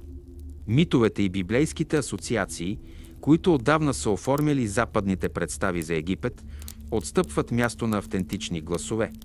Думите на фараони, жреци и обикновени египтяни живели и починали хиляди години по-рано. По този начин розетският камък отбелязва момента, в който Древен Египет излиза от легендата и навлиза в историята. В годините след съобщението на Шамполион, учени и изследователи се втурнали да приложат неговото дешифриране към огромното количество египетски паметници и текстове, разпръснати по долината на Нил. Преди този пробив Египет е бил мълчалива загадка, възхищаван заради архитектурата и изкуството си, но неразбран в същността си. Пирамидите, храмовете и гробниците вдъхват страхопочитание, но малко разбиране. С иероглифите, които най-накрая стават четливи, тези паметници започват да разкриват своите тайни. Надписи, които някога са изглеждали декоративни, са разкрити като кралски укази, химни към боговете, исторически записи и административни документи. Великите храмове в Карнак и Луксор, дълго смятани за мистериозни реликви на изчезнала епоха, сега се превръщат в каменни библиотеки, всяка стена от които е покрита с текстове, описващи подробно царуването на царете, военните кампании и религиозните церемонии. За първи път учените успяват да проследят генеалогията на фараоните, да реконструират династични хронологии и да идентифицират исторически събития, които преди това са съществували само в митовете.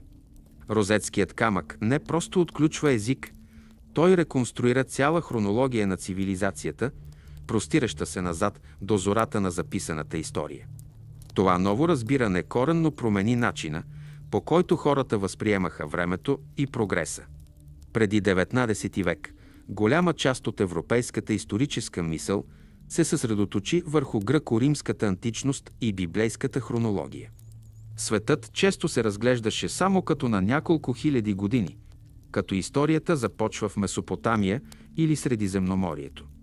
Но египетските надписи разкриват цивилизация, която процъфтява много преди тази на Гърция или Рим, с непрекъсната история на царе и култура, простираща се над 3000-летия. Изведнъж мащабът на човешката история се разшири драстично. Стените на храмовете говореха за династии, управлявали през третото хилядолетие преди Христа, за закони и литература, по-стари от еврейската Библия, за научни и художествени постижения, които са оформили по-късните култури. Това принуди учените да преосмислят не само мястото на Египет в историята, но и по-широкото развитие на цивилизацията. Розетският камък беше направил миналото по-дълбоко, по-богато и по-сложно от всякога. Историята на човечеството вече не можеше да се ограничава до няколко века средиземноморско величие. Тя беше огромен, взаимосвързан континуум, стигащ до най-ранната зора на човешката мисъл. Дешифрирането също така ражда нова наука – египтология. В рамките на едно поколение след работата на Шамполион, университети и музеи в цяла Европа създават специални отдели за изучаване на Древен Египет. Експедициите се умножават, носейки не само артефакти, но и знания. Учените се научават да четат погребални папируси, храмови надписи и релефи от гробници. Те реконструират политическата история на Старото, Средното и Новото царство, идентифицирайки царуването на владетели като Хуфу, Тутмос III и Рамзес II. Всяко откритие поправя вековни недоразумения. Египтяните вече не са възприемани като мистични магиосници или извънземни строители, а като народ с забележителен интелект, организация и артистичност. Тяхната литература, някога мълчалива, говори за любов, справедливост, хумор и мъдрост.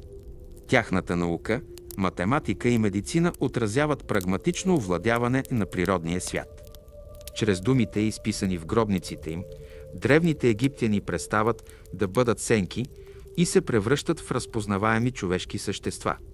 Розетският камък също така трансформира самата археологическа практика.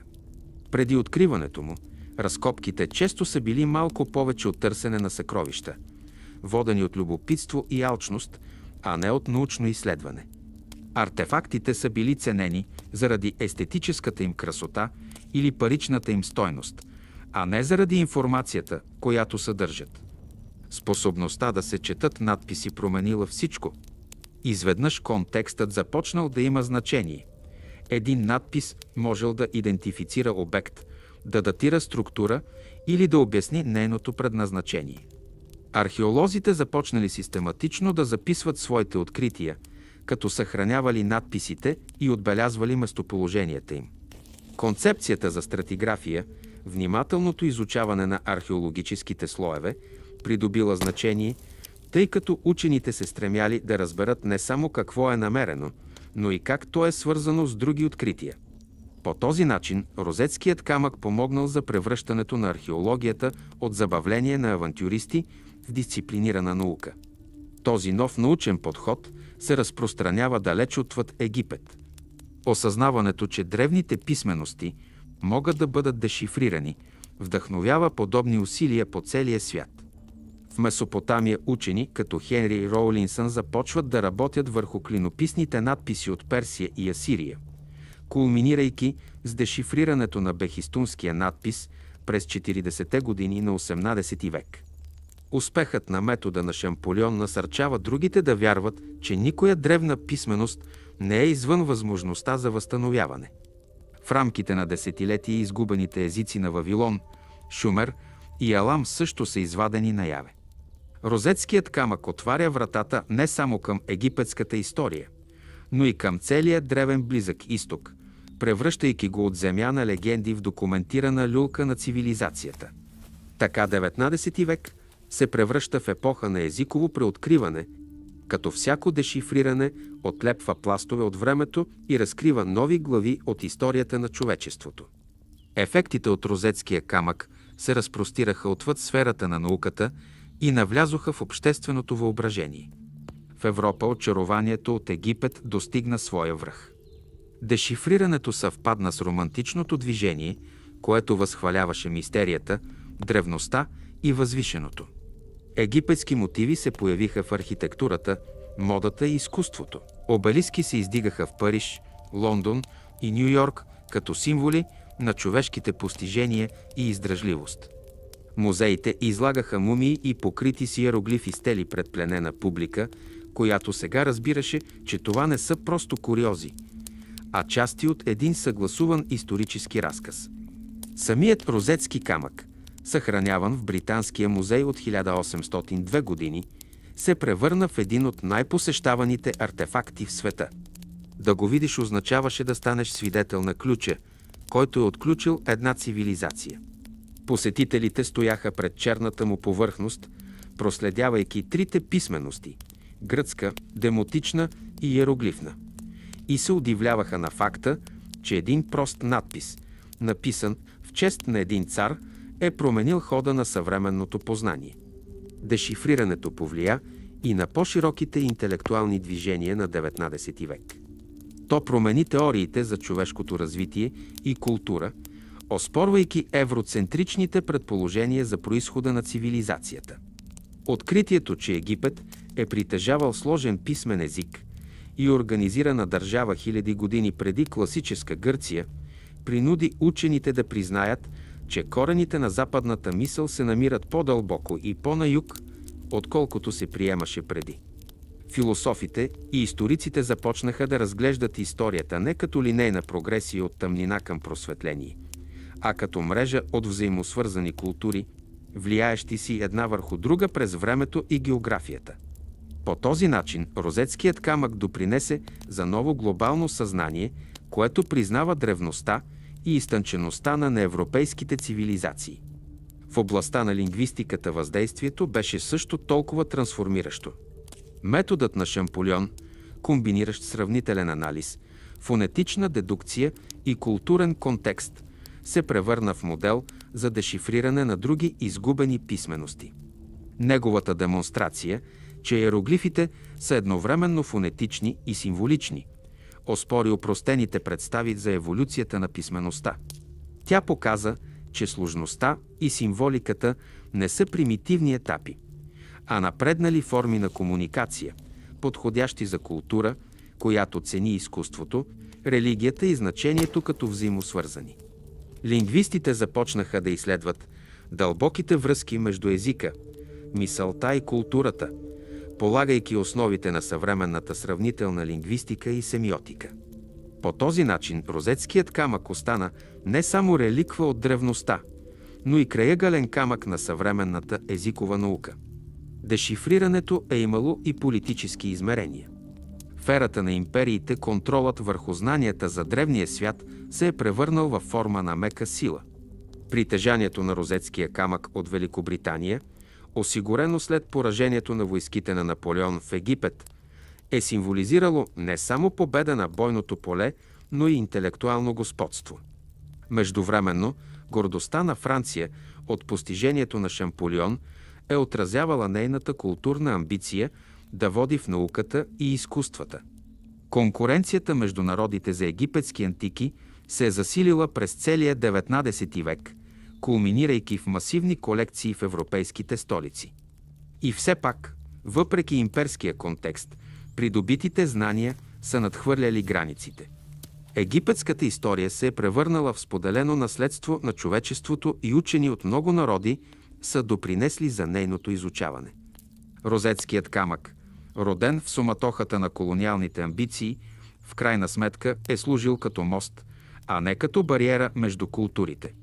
С напредването на XIX век, потокът от знания, освободен от дешифрирането, продължи да променя световната история. Археолозите откриха гробници, пълни с надписи, описващи ежедневието на занаятчии, търговци и писари. Папиросови свитъци разкриха истории, медицински трактати и правни кодекси. Текстовете на пирамидите, текстовете на ковчезите и книгата на мъртвите, някога загадъчни поредици от фигури, се превърнаха в четливи изрази на египетската духовност и философия. Чрез тези текстове учените получиха представа за това, как египтяните са гледали на живота, смъртта и космоса. Те откриха, че концепцията за Маат, истина, баланс и ред, е в основата на египетската мисъл, оформяйки не само религията, но и управлението и морала. Това откровение повлия на съвременните разбирания за древната етика, право и космически ред. Египетската мъдрост, запазена в иероглифи, се превърна в нов източник на философски размисъл за съвременната епоха. Способността за четене на иероглифи също трансформира библейските изследвания и изучаването на древния Близък изток. В продължение на векове Египет е бил известен предимно чрез споменаването си в религиозни текстове, като земята на Моисей, Йосиф и Изхода. Дешифрирането предоставя независим запис на събития, който може да бъде сравнен с библейските разкази. То предлага исторически опорни точки, потвърждавайки някои аспекти, докато оспорва други. Учените започват да подхождат към писанията не само като към теология, но и като част от по-широк исторически контекст. Резултатът е по-критично основано на доказателства и изследване на древната история.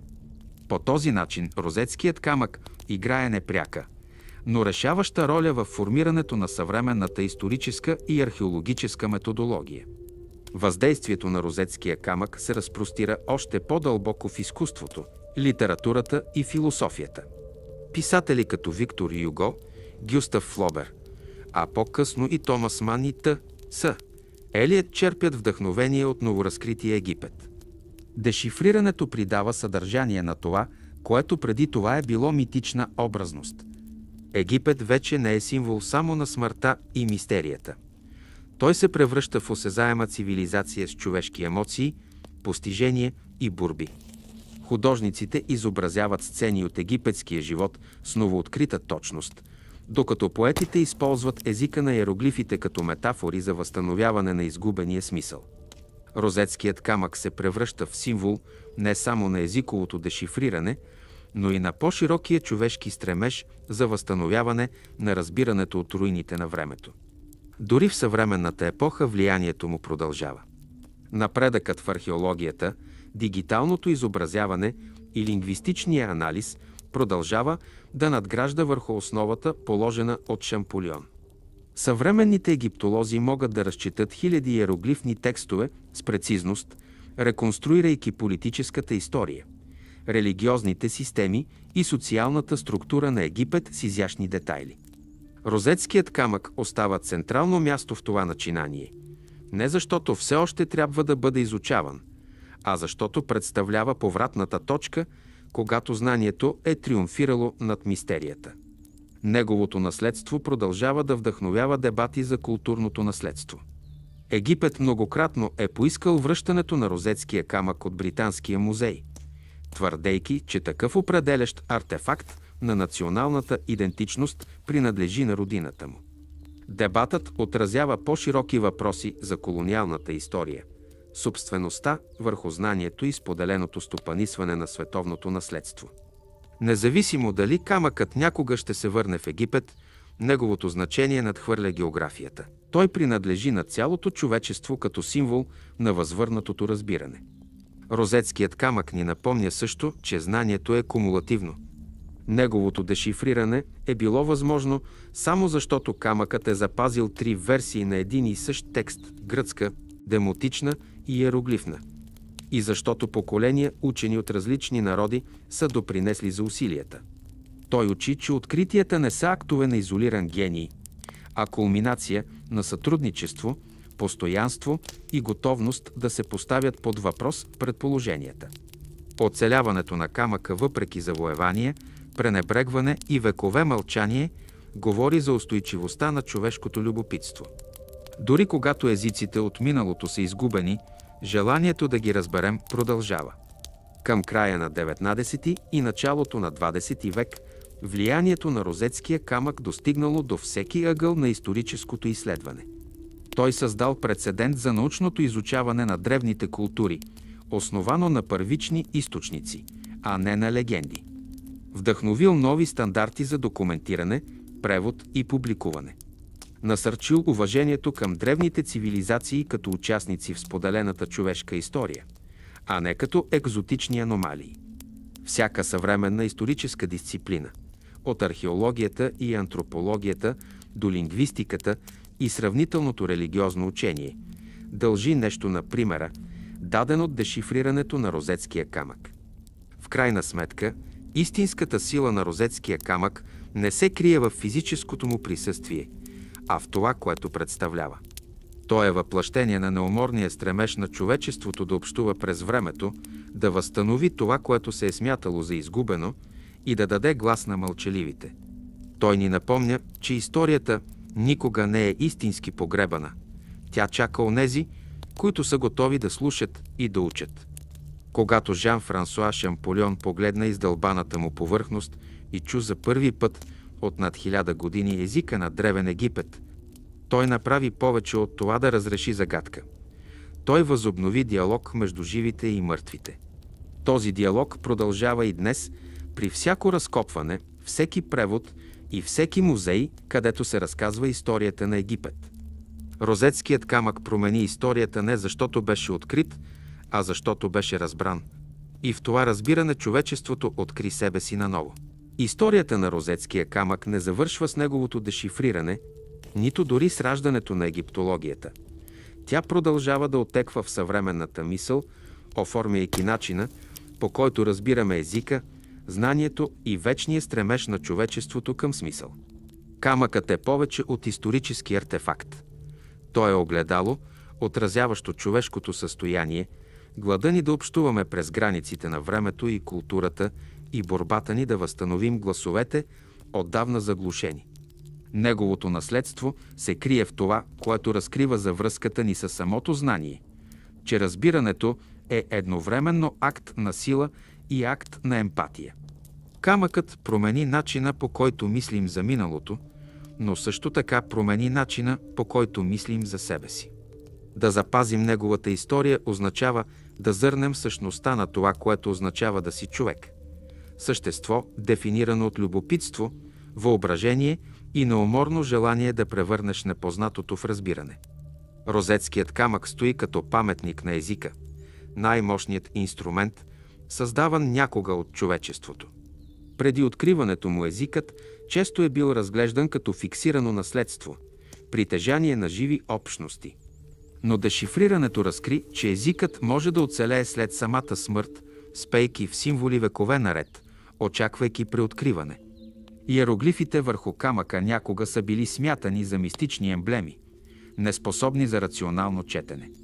Тяхното възраждане показа, че дори когато един език умре, неговата структура и логика се запазват, кодирани в материалните следи, които оставя след себе си. Това осъзнаване завинаги промени изучаването на лингвистиката. То накара учените да видят езиците не като статични системи, а като развиващи се организми, които могат да бъдат реконструирани чрез сравнение, анализ и въображение. В този смисъл, Розетският камък беше първото голямо доказателство за концепцията на историческата лингвистика. Той показа, че с правилните инструменти и постоянство, дори напълно изгубен език може да бъде възкресен. От тази идея проистича вълна от интелектуални движения през 19 и 20 век. Реконструкцията на протоиндоевропейския език, дешифрирането на клинопис и по-късно дешифрирането на писмености като линеар, Б и глифовете на майте. Камъкът, макар и специфичен за Египет, се превърна в универсален символ на езиковото възстановяване. Идеята, че никой глас не е загубен завинаги, ако човечеството е готово да слуша. Но езикът не е само комуникация. Той е и власт. Самият Розетски камък първоначално е бил политически документ, декрет, провъзгласяващ божествената власт на владетел.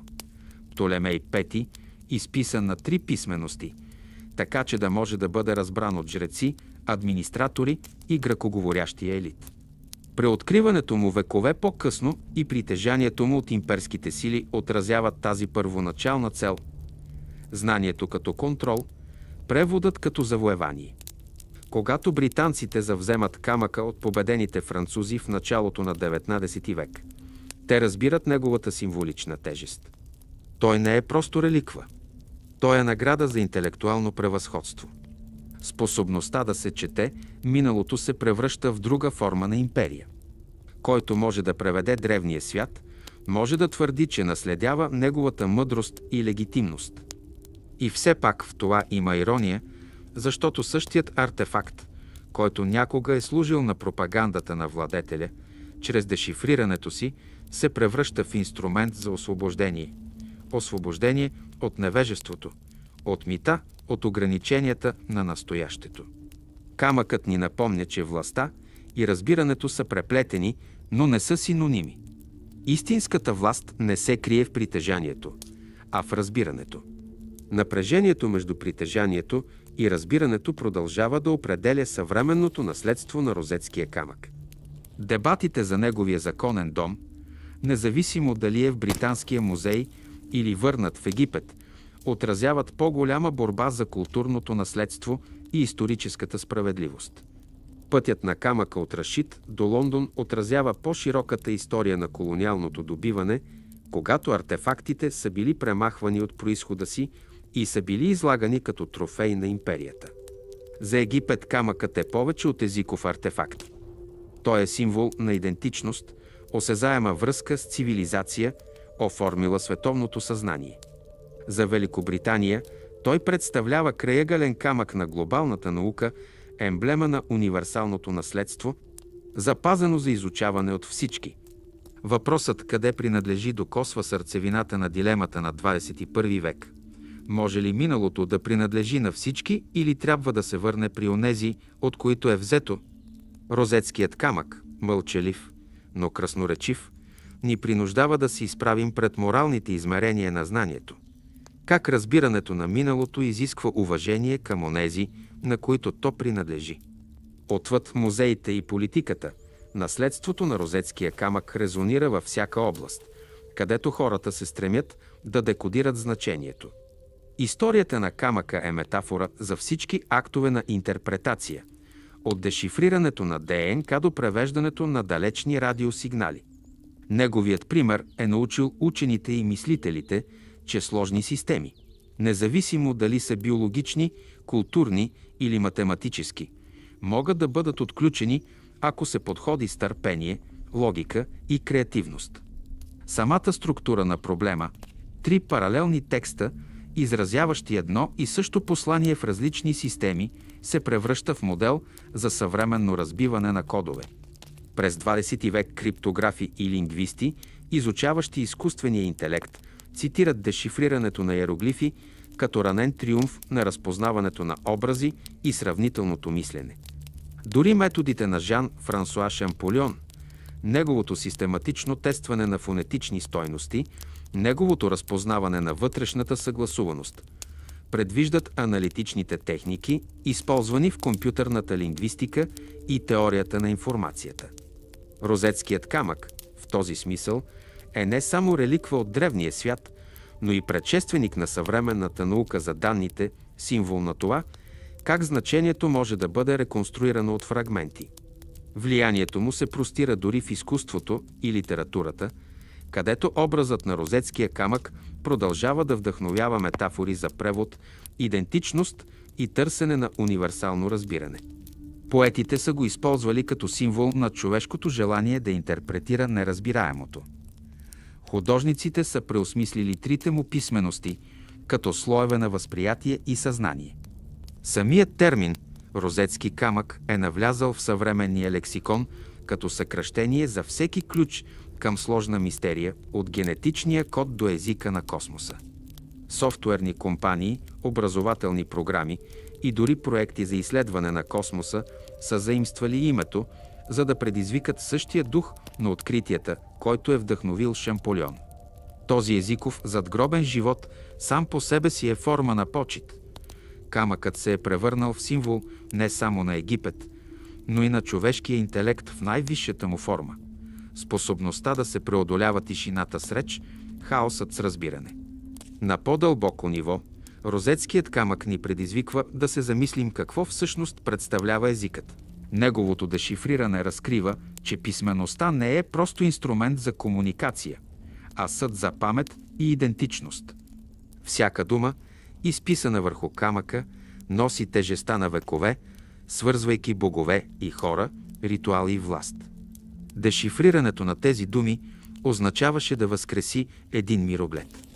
Съвременната антропология и семиотика дължат много на това осъзнаване, че символите не са произволни, а живи системи, които въплъщават логиката на обществата, които ги създават.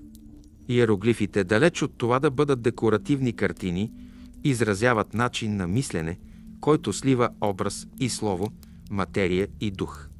По този начин тяхното дешифриране разширява не само историческите ни знания, но и разбирането ни за човешкия ум. Наследството на розетския камък е психологическо, както и езиково. То ни напомня, че значението винаги е многопластово, че всеки знак крие както това, което казва, така и това, което предполага. И все пак, може би най-дълбокото наследство на розетския камък е философско. Той задава един непреходен въпрос. Защо хората се стремят да разберат какво е било преди тях? Защо прекарват десетилетия, дори животи в дешифриране на думите на отдавна починали хора?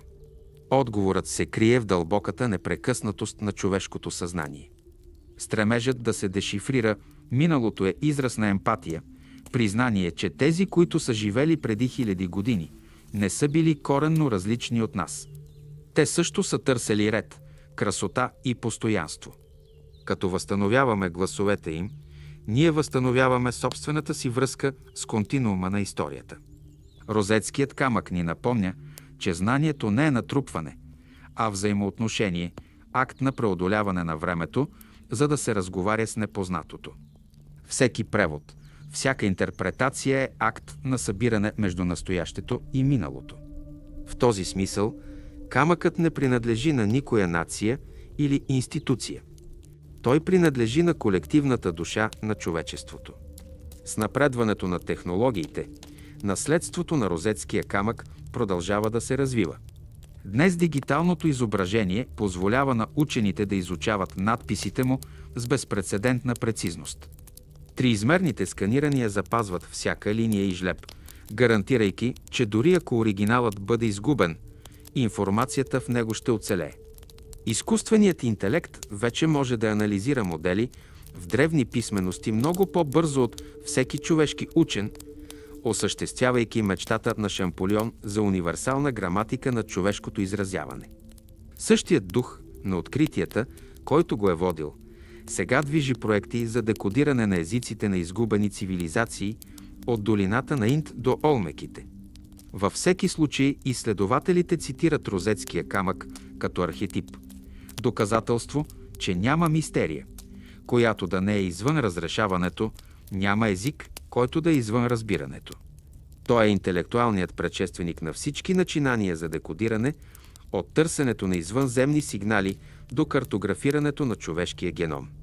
Трайното присъствие на камъка в глобалното съзнание отразява и промяна в начина, по който разбираме връзката между науката и човечеството.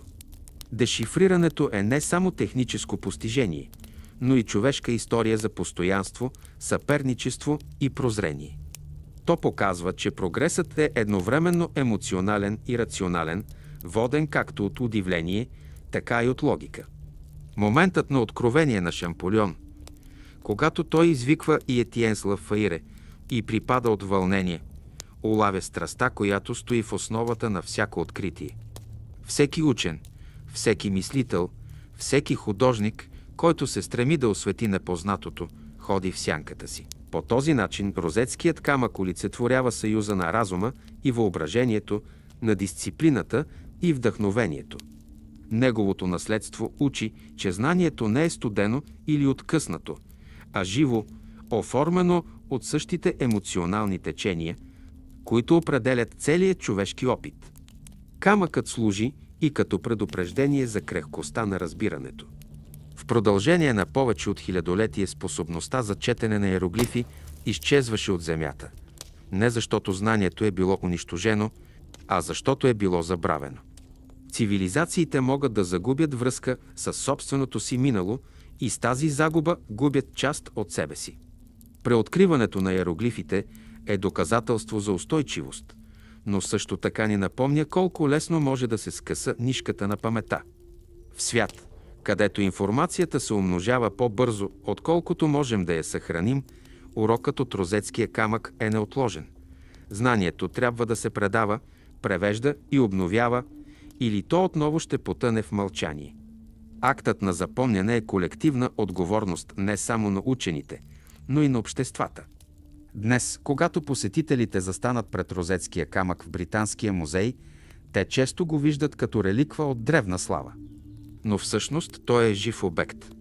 Той говори не само за Птолемейски Египет или Наполеонови открития, но и за непрекъснатия диалог между миналото и бъдещето.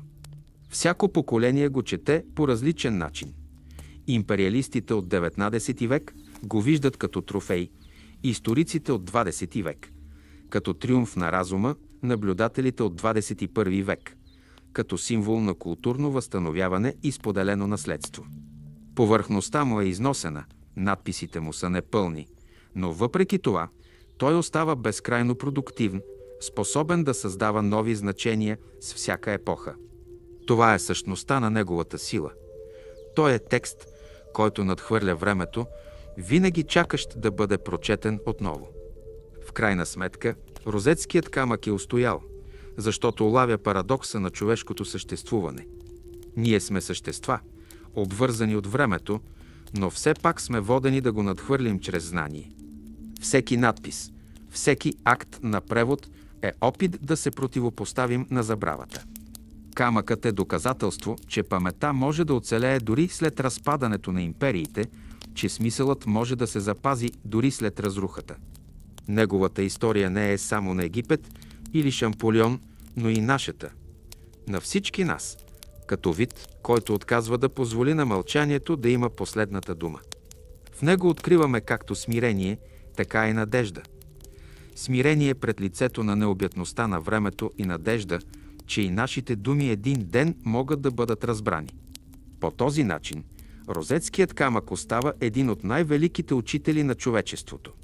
Той ни напомня, че всяка езикова или културна бариера крие не изолация, а потенциална връзка. Той учи, че да разбереш означава да слушаш, да декодираш не само символи, но и души. То е свидетелство за триумфа на любопитството над невежеството, за триумфа на търпението над съмнението и за триумфа на разбирането над времето. Повече от реликва, повече от камък. То е послание, издълбано в граматиката на вечността, че човешкият дух, когато е изправен пред тишината, винаги ще намери начин да проговори отново.